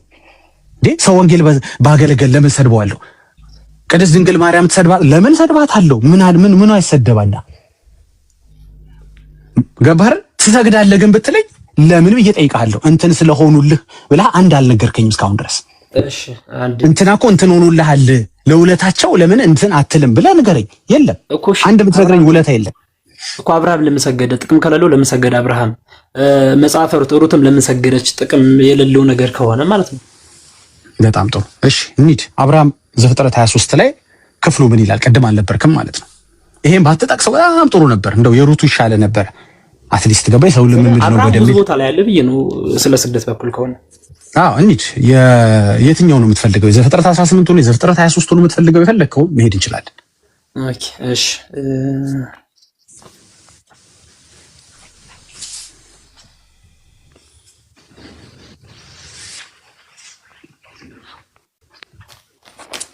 ጥያቄው ገብቷችኋል አይደለ? በረከት ባይኖረው ኖሮ ለምን ሰገደ? ወይ ቅጣት ባይኖር ኖሮ ለምን አብርሃም ሰገደ ይመስለኛል። እንግዲህ ጥያቄ መቼም የሆነ ምክንያት አለው የሰገደበት ነው። እስቲ ምክንያቱን ሄደን እንመርምር።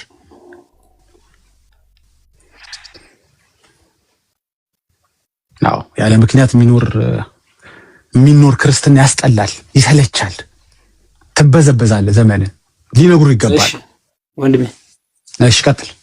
ይቅርታ። እሺ ኦሪት ዘፍጥረት ላይ ግባና 23 ላይ ቁጥር 7። እሺ እሱ ክፍል የሚናገረው ቀደም ሜሎስ በደንብ ሲያስረዳው ነበረ። እኔም ሁሉ ጊዜ በጣም ወደው ክፍል ስለሆነ አነሳዋለሁ። እሱ ክፍል የሚናገረው እኔ በቃል ያውቀዋል። ማንበብ ከፈለክ አንብቦሽ ቀጥል፣ ችግር የለም። አብርሃምም ተነሳና ለምድሩ ሕዝብ ለቄጢ ልጆች ሰገደ። እንግዲህ የቄጢ ሰዎች ጣዖት አምላኪ ናቸው። ይሄን ማወቅ አለብን። ስለዚህ አብርሃም ለቄጢዎች መስገዱ ስተት ነው ከሆነ አብርሃም ስተተኛ ሰው ነው ማለት ነው። ኦኬ፣ አንተ አብርሃም ስተተኛ ነው ብለህ የምታስበው ትክክል ነው ብለህ የምታስበው? ትክክል፣ ምንም ጥያቄ የለውም። እሺ፣ አሁን እንዳትቀይር ሐሳብን። ሰምታችሁታል ከታች ትክክል ነው የአብርሃም ስግደት ብሏል። በጣም ጥሩ። አብርሃም ለአሕዛቦች ወይም ለጣዖት አምላኪዎች መስገዱ ትክክል ከሆነ አንተ ለምንድን ነው ታዲያ አብርሃም ትክክሉን ተከትለህ ለጣዖት አምላኪዎች የማትሰግደው? ለጣዖት አምላኪ እንትኖች የማትሰግደው እሱ ሰገደው ማለት እኔ ሰግደዋለሁ፣ እኔ ሰግዳለሁ ማለት በቃ ጴንጤ የሚልህ እሱ ነው። አየህ አይደል? እሱ ሰገደ ማለት እኔ ሰግዳለሁ ማለት አይደለም ነው የሚልህ ጴንጤ። አሁን የመለስከው መልስ የጴንጤ መልስ ነው። አየህ፣ ይሄን ችግሩ ይሄ ነው። እከሌ ያደረገ ተብሎ አይደረግም። አብርሃም አሁን ይሄን መጥፎ ክፍል የጠቀስከው ለጣዖት አምላኪዎች ሰገደ ብለህ መስገድ የለብህ። ግን ለምን ሰገደ ግን እስኪ ካነሳው አይቀር ቼክ እናድርግ፣ ሌሎችም እየተማሩበት ስለሆነ። የሰገደው ክፍሉ እንደምትመለከተው የመቀበሪያ ስፍራ ስለሰጡት ነው። እነዚህ አሕዛቦች የኬጢ ሕዝቦች እነዚህ ጣዖት አምላኪዎች የመቀበሪያ ስፍራ ስለሰጡት ሰገደ። ለምን? አውዱ ምን እየነገረን ነው? ቴንኪው እያለ ነው፣ እያመሰገነ ነው። አይ አይደለም ካልክ ቆይ እኔ ጌታ ቆይ የምስጋና ነው ካልከኝ አንተ የምስጋና ስግደት ለእስላም ትሰግዳለህ ወይ ነው ጥያቄው። ለእስላም ወይም ደግሞ ለጣዖት አምላኪ የምስጋና ስግደት ትሰግዳለህ ወይ ነው ክፍሉ እየነገረን ያለው። በአይሁዶች ባህል እንዲያውም በኢትዮጵያኖችም ባህል ገባ ቴንኪው ስንል በዛ አይመልኩ ምስጋናችን የምንገልጽበት እንትን ሊኖር ይችላል። ገባ ኮሪያ ብትሄድ ዛሬ ላይ ኮሪያ ኖርዝ ኮሪያ ብትሄድ ተገደህ ነው የምትሰግደው፣ ወደ አይደለም። የግድ ሃይማኖት መሆን የለበትም። ከባህሉ ሰው ሊሰግድ ይችላል፣ ቴንኪው ሊሰግድ ይችላል። እኛ እያወራን ያለነው አንተ ጥቅስ አለኝ ብለህ የምትሰግድለት ይሄ መንፈሳዊ ድርጊትህ አምልኮ ነው። ስግደት ሁሉ አምልኮ ነው የምንለው ለዚህ ነው። ገባህ? ምክንያቱም የምታደርገው ነገሮች ክፍሉን ቆይ በደንብ ይግባህ። ይኸውልህ አብርሃም የምትከተል ከሆነ አብርሃምን ተከተል። ቆይ ልንገርህ እመጣለሁ። ስግደቱ አምልኮ ነው። ኦፍ ኮርስ እናንተ የምታደርጉት በጠቅላላ ስግደት በጠቅላላ አምልኮ ነው። ስለዚህ አብርሃም አሁን አምልኳቸዋል ማለት ነው አይደል? ልጅ እነዛ እንትኖች በጣም ጥሩ። አሁን እኮ ነገርኩህ ልጆች አሁን ነገርኩህ። አብርሃም አይሁዳዊ ነው አይደል? እስራኤላዊ ነው አይደል? እሺ ነው አይደለም? እየሰማኝ ነው? አንተ ክርስቲያን ነህ። እሺ ቆይ እየገለጥክ ነው መሰለኝ። ገልጠህ ስጨርስ እሺ እንጨርስ። ችግር የለም እየሰማሁ ነው። እሺ ኦኬ። እሱን ሐሳብን ትኩረት አድርገህ ካልሰማኝ አይሆንም። እሺ አብርሃምን የምትከተል ከሆነ ተከተል። አብርሃምን እንደ ጥቅስ የምትጠቅሰው ከሆነ ተከተልና ስገድ እኮ አልንህ እኮ። ምንም እኮ ችግር የለውም። እንደዛ ከሆነ የምታስበው አርገው። አታረገውም። ለምንድን ነው የማታደርገው? ምክንያቱም ውስጥህ እንደ ጴንጤ ነው የሚያምነው። እንዴ ነከለ ያረጉ ብዬ ላረግ ነው እንዴ? ገደለ የሚል ስታገል ልትገል ነው እኮ ማለት ከሆነ ነገር። ለምሳሌ ሎጥ ሰግዷል ለመላእክቶቹ ምዕራፍ 19 ላይ። ዝቅ ብሎ ግን ከልጆቹ ጋር ተኝቷል። ሰው የምትከተል ከሆነ ከልጆች ጋር መተኛት ይኖርብሃል ማለት ነው። እንደ ሎጥ መስገድ ብቻ ሳይሆን እንደ ሎጥ ከልጆች ጋር መተኛትን ትገደዳለህ ማለት ነው። አንዱን ጥሎ አንዱን አንጠልጥሎ አይቻልም። የምታረገው አንተ በስዕል ፊትም ይሁን ቅዱሳንን አስበህ የምታረገው ነገር ስጋዊ ስግደት ነው መንፈሳዊ ነው? በስጋ ነው እየሰገድክላቸው ያለው? ሃይ እያልካቸው ነው? ሰላም እንዴት ናችሁ ደህና አደራችሁ እያልክ ነው ስዕሉ ሰርግ የምትሰግደው? ወይስ የምታረገው ነገር መንፈሳዊ ነው? ቤተክርስቲያን የምታረገው ስግደት መንፈሳዊ ነው ወይስ ባህላዊ ነው ወይስ ስጋዊ ነው? እስኪ ንገረኝ። እንዴት አንተ ቤተክርስቲያን ውስጥ የሚደረገው ስግደት መንፈሳዊ ነው ወይስ እንደ አብርሃም ቴንኪው ለማለት ነው? ንገረኝ። መጽሐፍ ቅዱሳዊ ማለት መጽሐፍ ቅዱሳዊ ነው ማለት ነው። መንፈሳዊ ነው። በጣም ጥሩ። ስለዚህ መንፈሳዊ ከሆነ ስግደት ሁሉ አምልኮ ነው ማለት ነው። መጽሐፍ ቅዱስ የሚነገረን ስግደት አምልኮ ማነው? ስግደት ሁሉ አምልኮ እንደሆነ ነው። ምክንያቱም በመንፈስ ነው የምታረገው። በመንፈስ ደግሞ ዮሐንስ ላይ ሲናገር ምን ይላል? ለማን ነው መሰገድ ያለበት? ለእግዚአብሔር ነው መሰገድ ያለበት። አይ በስጋ ነው የማረገው፣ ኬፍ እያልኳቸው ነው፣ ሰላም እያልኳቸው ነው፣ ቴንኪው እያልኳቸው ነው ካልክ ነው ርዝቅ ወራ ሜዳ ልታረገው ሲል የሚያገባኝ ነገር የለም። ባህሌ ነው እያልክ ማድረግ ትችላለህ። መተገን ለቅዱሳን ይገባል ብለህ ጠቅሰህ ካደረከው ግን ኢሚዲየትሊ ነገሩ መንፈሳዊ ነው ማለት ነው። ስለ መንፈሳዊ ፕራክቲስ ስናወራ መንፈሳዊ ከሆነ ጉዳዩ በመንፈስ የሚደረጉ ነገሮች ሁሉ ለእግዚአብሔር የሚደረጉ ናቸው፣ አምልኮ ናቸው። በመንፈስ ካረከው በኋላ የክብር ነው አትበለኝ፣ የጸጋ ነው ብለህ የመንፈስ እንዳልሆነ ልታስረዳኝ አትሞክር። እሺ አንድ ጊዜ እዚህ ጋር እሺ አለ ነገሩ የሰማኝ እንዳልሆነ አውቃለሁ። የሆነ ጥያቄ ያዘጋጀ ነው። እሺ እንመለስበታለን እዚህ ላይ ግዴ ቀጥልሽ።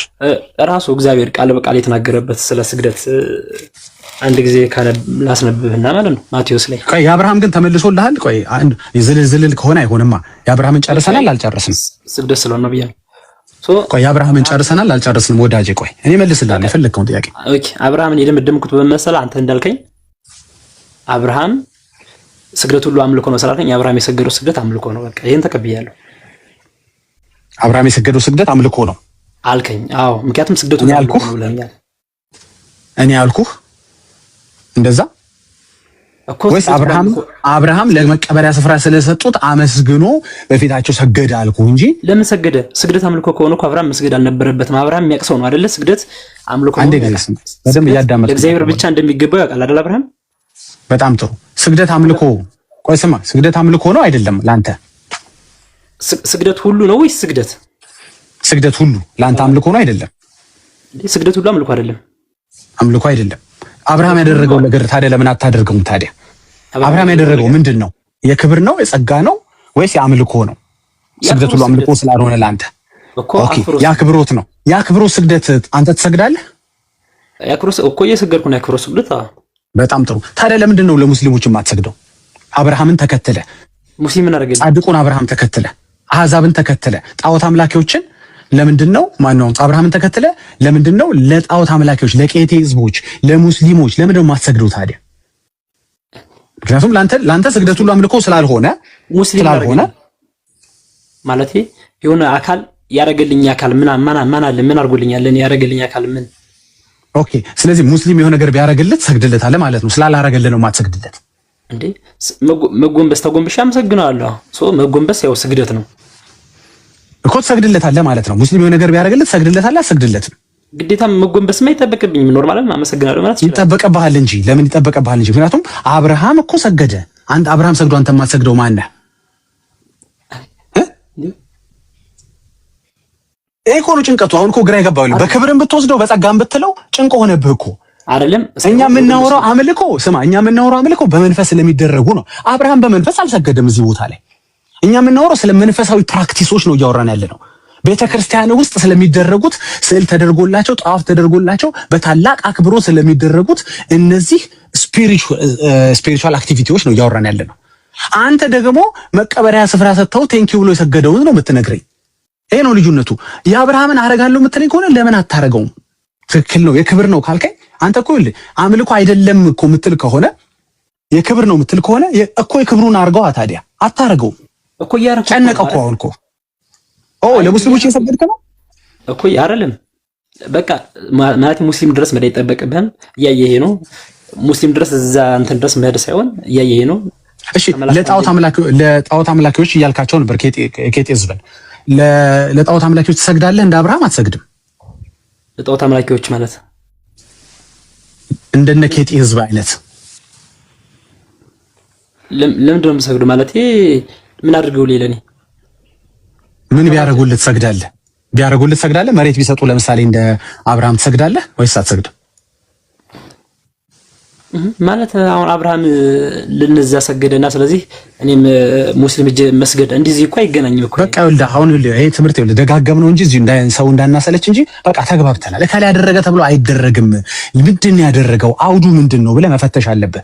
አየህ፣ ስለዚህ ስግደት ሁሉ አምልኮ አይደለም አይባልም። አብርሃም የአምልኮ ስግደት አላደረገም። በመጀመሪያ ነገር እኔ ስማኝ፣ እሺ ገብቶሃል አይደል? አንተ የምታደርገውን አይደለም ቴንኪው እያላቸው እኮ ነው ሰጡት። ቴንኪው አለ በቃ ባህሉ ነው፣ አይሁዳዊ ነው፣ እንደኛ እንደ ኢትዮጵያውያኖች ነን። እኔም እኮ እንደዛ ነው የተለያለ። አንተማ ጭራሽ ሰተህ ነው እኮ የምትሰግደው፣ እነሱ ተሰገደላቸው ነው ልዩነቱ እኮ። እንደው እሱ እንኳን ብናስበው በጣም የሚያስቀው ልንገርህ፣ እነሱ መሬት ሰተው ተሰገደላቸው።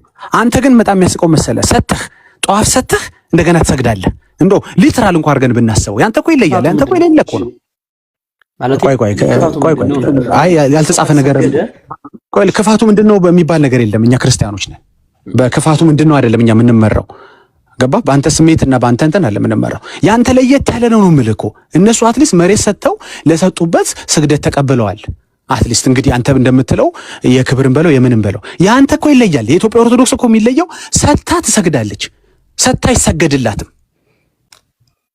አብርሃምን አለቃችን ነው ይሉታል እዛ ክፍል ላይ አይተህ እንደሆነ አለቃ የሆነ አብርሃም ለአሕዛብ ይሰግዳል። አንተ ቤት ያሉ አለቆች ለአንተ ይሰግዳሉ ወይ? ለምሳሌ የተከበሩ ፓትርያርክ ለአንተ ይሰግዳሉ? አይሰግዱም። የተከበሩ ጳጳሳት ለአንተ ይሰግዳሉ? አይሰግዱም። ከአብርሃም ተምረው ለአንተ ክርስቲያኔ ለምትለው ቢያንስ መስገድ የለባቸውም እንዴ? ለአሕዛብ ባይሰግዱ እንኳ ከአብርሃም ከተማሩ እንደው እንዲች ብለችን ክፍል እንዳትጠቅሳት ነው የምልህ። የሌለ ነገር ነው። አይ እከሌ ያደረገው ተብሎ አይደረግም። በቃ ይችን ወስደ አባዛት፣ ኮፒ ፔስት እያደረግ ተጠቀምባት። እከሌ እኮ ለከሌ ሰግዷል እንትን ላይ ሩት ለቦዔዝ ሰገደች እኮ ሲሉ እኔ ምን አገባኝ ትላለህ። እንዴት ምን አገባኝ እንዴ? ባለፈውም አብርሃም ምን አገባኝ ብዬ የለ ይሄንንም ምን አገባኝ እንዴ? ሩት ባትሰግድ ኖሮ አንተ ለእግዚአብሔር መስገድ ልታቆም ነው እንዴ? አይደለም። አየህ መመሪያ ሩት አይደለችም ማለት ነው። ህዝቡ ቆይ ነው ጌታ ቆይ መጽሐፍ ቅዱስ ነው መጽሐፍ ቅዱስ ላይ ተጽፎ ስለተገኘ ታደርገዋለህ። መጽሐፍ ቅዱስ ላይ ተጽፎ አርግ የተባልኩት ነገር ከሆነ አርግ ያለው ጎበዝ ትእዛዝ ከሆነ ነው የምታረገው። ተጽፎ ስላገኘው አይደለም የምታረገው። ገባ አንተ? አለበዚያማ አቤልን ስታገኝ ልትገል ነው ማለት እኮ ነው። አቤሎችን ስታገኝ ገባ? ኢየሱስን ስታገኝ ልትክድ ነው ማለት ልትሸጠው ነው ማለት ነው። ዛሬም ተጽፎ አግኝቻለሁ ብለህ ጎበዝ ከታዘዝኩ ታዛሃል ወይ ነው እኮ ጥያቄው። ሩት ከሪም የራሷ ጉዳይ ነው። ሩት እኮ እኛ የሚያገባን ነገር የለም። አብርሃም እንትን አድርጎል ምን አገባኝ እኔ። አብርሃም ያደረገበት የራሱ ምክንያት አለ። አውዱን ስታነበው ሰጡት ለዛ ቴንኪው አለ አይደለም የሚል ካለ በፈለገው ይተርጉሙ። እኛ የሚያገባኝ ነገር የለም። እኔ አንተ ቤተ ክርስቲያን ግን የሚደረገው ነገር ግን አምልኮ ነው እልሃለሁ። ለምን በስጋ ነው አላላችሁንም? አይ እንትን ሰተውን እኮ ነው ጻድቃኖች እንትን ልንመልስላቸው አትሉንም? ምንም የሰጠው ነገር የለም። ቅድም አስረድቻለሁ። ለአንተ የሞተ ጊዮርጊስ የለም። ለአንተ የተሰቀለ ሆነ አቡ ገብረ መንፈስ ቅዱስ የለም። ለአንተ ምንም ያላደረገ ሰው ነው አሁን ካንተ ስግደት የተቀበለ ያለው። ምንም ያላደረገ አይ አይደለ? ከአንድ እስከ 30 የሚቀበለው ለአንተ ምንም ያላደረገ ምንም። ለወንጌል እኮ እንትን ብለው እኮ ለወንጌል ነው። አንተ ወንጌል አይደለህም ብሮ። እንዴ ይሄ በጣም እኮ ግልጽ ነገር ነው እኮ እያወራን ያለ ነው ወንድሜ። ለምን አትረዳኝ? ስለዚህ ስትታዘዝ አድርግ። ለምሳሌ ትእዛዝ አለ። ለእግዚአብሔር ለአምላክ ብቻ ስገድ አለው። ለምሳሌ ኢየሱስ ተብሎ ተጽፏል አለው አይደል? ለሰይጣን ሲመልስ ማቴዎስ 4 ላይ ነው ካልተሳሳትኩኝ። አዎ ትእዛዝ ሲኖር ታደርገዋለህ። ይሄን እኮ መጠየቅ አለብህ ወዳጄ። ስለዚህ ሲጠቀስልህ የአይሁድ ማህበር መጥተው እንትን አሉ። አንተ የአይሁድ ማህበር ነው ወይ አይደለም? አንተ የሰይጣን ማህበር ነው ወይ አይደለም? ገባ? ጉዳዩ ውስጥ ኮንቴክስት ውስጥ ራስን የምትከት ከሆነ ብዙ ጣጣ ውስጥ ነው የምትገባው። ወይ የኬጤ ህዝብ መሆን አለብህ፣ ወይ አብርሃም መሆን አለብህ፣ ወይ የሰጠህ መሆን አለብህ፣ ወይ የምትሰግድ መሆን አለብህ። ሰጥተህም ሰግደህም ብሩ አትችለውም። ምን ትጎዳብኛል? እሺ ጥያቄ ካለ የመጨረሻ ልቀበል። ተደጋጋሚ ነገር እያወራን ስለሆነ ኦኬ። ስለዚህ በስግደት በኩል አይደል ዋናው እንትናችን። አይ የሆነ ጥያቄ ልጠይቅ ብለህ ነው መሰለኝ። ኢንተራፕት አድርጌ ከሆነ አላውቅም። ከጠፋሽ ችግር እግዚአብሔር ቃል በቃል የተናገረበት እንትን አለ። ስግደት ስለ ስግደት ማለት ነው። እሺ ማቴዎስ 18:26 ላይ እሺ እግዚአብሔር ታሪክ ነው ይሄ። እግዚአብሔር እየነገራቸው ነው ስለሆነ ሰው ታሪክ ማለት ነው። እዚህ ታሪክ ላይ ሰገደ የሚል አለ። እዳውን ስለተወለት ወይም ስለማረው እዳውን ስለተወው በግንባሩ ተደፍቶ መሬት ላይ ለሱ መስገዱ ያሳያል። ስለዚህ እግዚአብሔር ለዚህ ሰው እየሰገደለት ስግደት ክልክል መሆኑን ካወቀ እንዴት ክርስቶስ ይሄን ክፍል ሊናገር ይችላል? ነው እግዚአብሔር ራሱ የተናገረው ቃል። በጣም ጥሩ። ይሄ ክፍል በምሳሌ ኢየሱስ እያስተማረ ነው። ልክ ነው? አዎ ልክ ነው። በጣም ጥሩ። አንተ ምን ዕዳ ትተውልህ ነው እየሰገድክ ያለው? ለጻድቃኖች ውለታ ለምሳሌ ውለታ አለብኛውና ለምሳሌ ለቤታችን ተመልከቱ። እንግዲህ ከታች ያላችሁ ከቅድም ጀምሮ ስጠይቀው ነበር ምን አድርገውልህ ስለው ነበር። አሁን መጨረሻ ላይ ትዝ ላይ ያደረጉለት። እሺ ምን አደረጉልህ? እስኪ እመቤታችን ምን አደረገችልህ ንገረኝ። አምላኪን ይዛ ወደ ግብጽ ተሰዳለች። አንድ ልጠራልህ የምችለው ነገር ለአንተ ብላ ማለት ነው አይደለ? ያው ለኔ ብላ ማለት እኮ ነው አይደል? አምላኪን ይዛ መሸሿ እኮ አንተን አስባ ለአንተ ብላ በኋላ ምን ይሆናል ምን ይውጣዋል ብላ ነው። በጣም ተጨንቃልህ ማለት ነው። ተው እንጂ ወንድሜ፣ ኧረ በጌታ እንደው እግዚአብሔርን ፍሩ። ኧረ ተው ባካችሁ። ኦኬ። ስለዚህ ጌታን ይዛ ስለተሰደደች ወይም ስለተራበች ምን ስላለች እኔ እሷን ለአንተ ብላ ነው ያደረገችው? ንገረኝ። አይደለም ልጇ ስለሆነ ያደረገችው በነቢያት መጽሐፍ። በቃ ካንተ ጋር የተገናኘ አይደለም ነው የምልህ። ካንተ ጋር የሚገናኘው ኢየሱስ ነው። ክብሩን የጣለው ምኑ ነው ዋጋ ያለው? ምኑ? ኦኬ እንደዛ ከሆነ ልንገርህ። ቆይ ለመዳንህ ነው ዋጋ ያለው? ዋጋ ያገኘበት ምንድን ነው? መዳን እሱን ባትሸከመው ኖሮ ምናምን ነው ልትለኝ ነው? ወደሱ ፓርት ምናምን መግባት ሳይሆን እሺ ምንድን ነው ጥቅም ያገኘው? ለአንተ በላይ ልጇን ይዛ ተሰደደችልህ። እራሱ አማርኛ ያስኬዳሉ። እሺ ይዛ ክርስቶስን አዛ ተሰዳልኛለች፣ ቀርባልኛለች፣ ተጠምታለች። ለአንተ ማለት ነው ዋጋ እኔ ክርስቶስን ይሄን ቢዛ እንትን በማለቷ ለኔም ዋጋ አስገኝታልኛለች ነው። አንተ ምን ቤት ነህ እኮ? አንተ በዛ ጊዜ መጀመሪያም አልተፈጠርክም እኮ፣ አልታሰብክም፣ አልተፈጠርክም፣ የለህም እኮ በሌል ቆይ በሌለህበት ጊዜ ቆይ ልንገርህ፣ በማርያም አልታሰብክም ወንድሜ። አዎ ልክ አየሁ። እዚህ ጋር ነው ቁልፉ ነገር ያለው ይሄ ነው። ማርያም አንተን አስባ የምታደርገው ነገር የለም። ለምን አታውቅህም? አንተን ጭራሽ ከነ መፈጠርህም አታውቅም። አልተፈጠርክም። ይዛን በዛ ወቅት ጭራሽ አንተ የለህም። እኔ ማለት እኮ የአዳም ዘር ሙሉ ነው።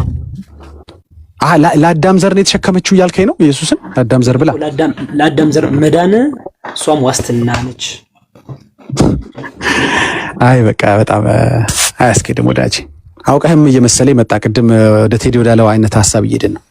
ለማንኛውም ግን አንተን አስቦ አንተ እንድትድን ብሎ ገባ አንድያ ልጁን የሰጠህ እግዚአብሔር ብቻ ነው። ራሱን ማሳለፎ የሰጠህ ክርስቶስ ብቻ ነው። አንተን አስቦ ማንም ሌላ አንተን አስቦ ያደረገ የለም። አያውቁህም። አጨራሽ ግልጽ ነው እኮ በማሰብ አያውቁህም። ስማ በማሰብ አያውቁህም። በአዳም ዘርነት አያውቁህም። በትውልድነት አያውቁህም። አንድ የሚያውቅህ ግን አንተን አስቦ የሞተልህ ያደረገልህ ግን ኢየሱስ ብቻ ነው። ማንም ክሬዲቱን መውሰድ አይችልም። ይህንኑ ሎጂክህን ለምሳሌ ጊዮርጊስ ጋር በወስደውስ እሱም አንተን አስቦ ነው ያደረገው። ይህንኑ ሎጂክህን አቡዬ ጋር በወስደው እሳቸውም አንተን አስቦ ነው ያደረጉህ። ከነ መፈጠር ያውቀዋል። ተፈጥረህ ነበረን ጊዜ በእነሱ ሊና ውስጥ ታስበህ ነበር? አልታሰብክም። እከሌ የሚባል ሰው ምድር ላይ እንደሚወለድ ያውቁ ነበር? አያውቁም። ይሄን ያህል ርቀት መሄድ ለምን አስፈለገ? ወንድሜ አንድ ነገር ልንገርህ፣ አትላላጥ ነው የምልህ። በቃ ያለው ነገር ምን መሰለህ፣ ባትሰግድ ምንም እንደማይሆን ቅድም ነገረኝ የለ። በቃ ጀስት ህይወትህን ኑር ከጌታ ጋር፣ ለሱ እየሰገድክ ኑር። ማንም መጥቶ ለኔ ያልሰገደምና ብሎ የሚያስቀጣህ የለም። በረከቱ ሲቀርብኛል ያልከው ደግሞ ምንም የሚቀርብህ ነገር የለም። ከእግዚአብሔር በላይ የምትባርክ ማርያም የለችው። ብትባርክ እንኳ ማለት ነው ብትባርክም አላውቅም፣ እናንተ ስለምትሉ ነው። እንደው የምትባርክ ማርያም አለች እንኳ ብለህ ብታሳመነኝ ከእግዚአብሔር በላይ ማትባርክ ከሆነ አልፈልጋትም። በቃ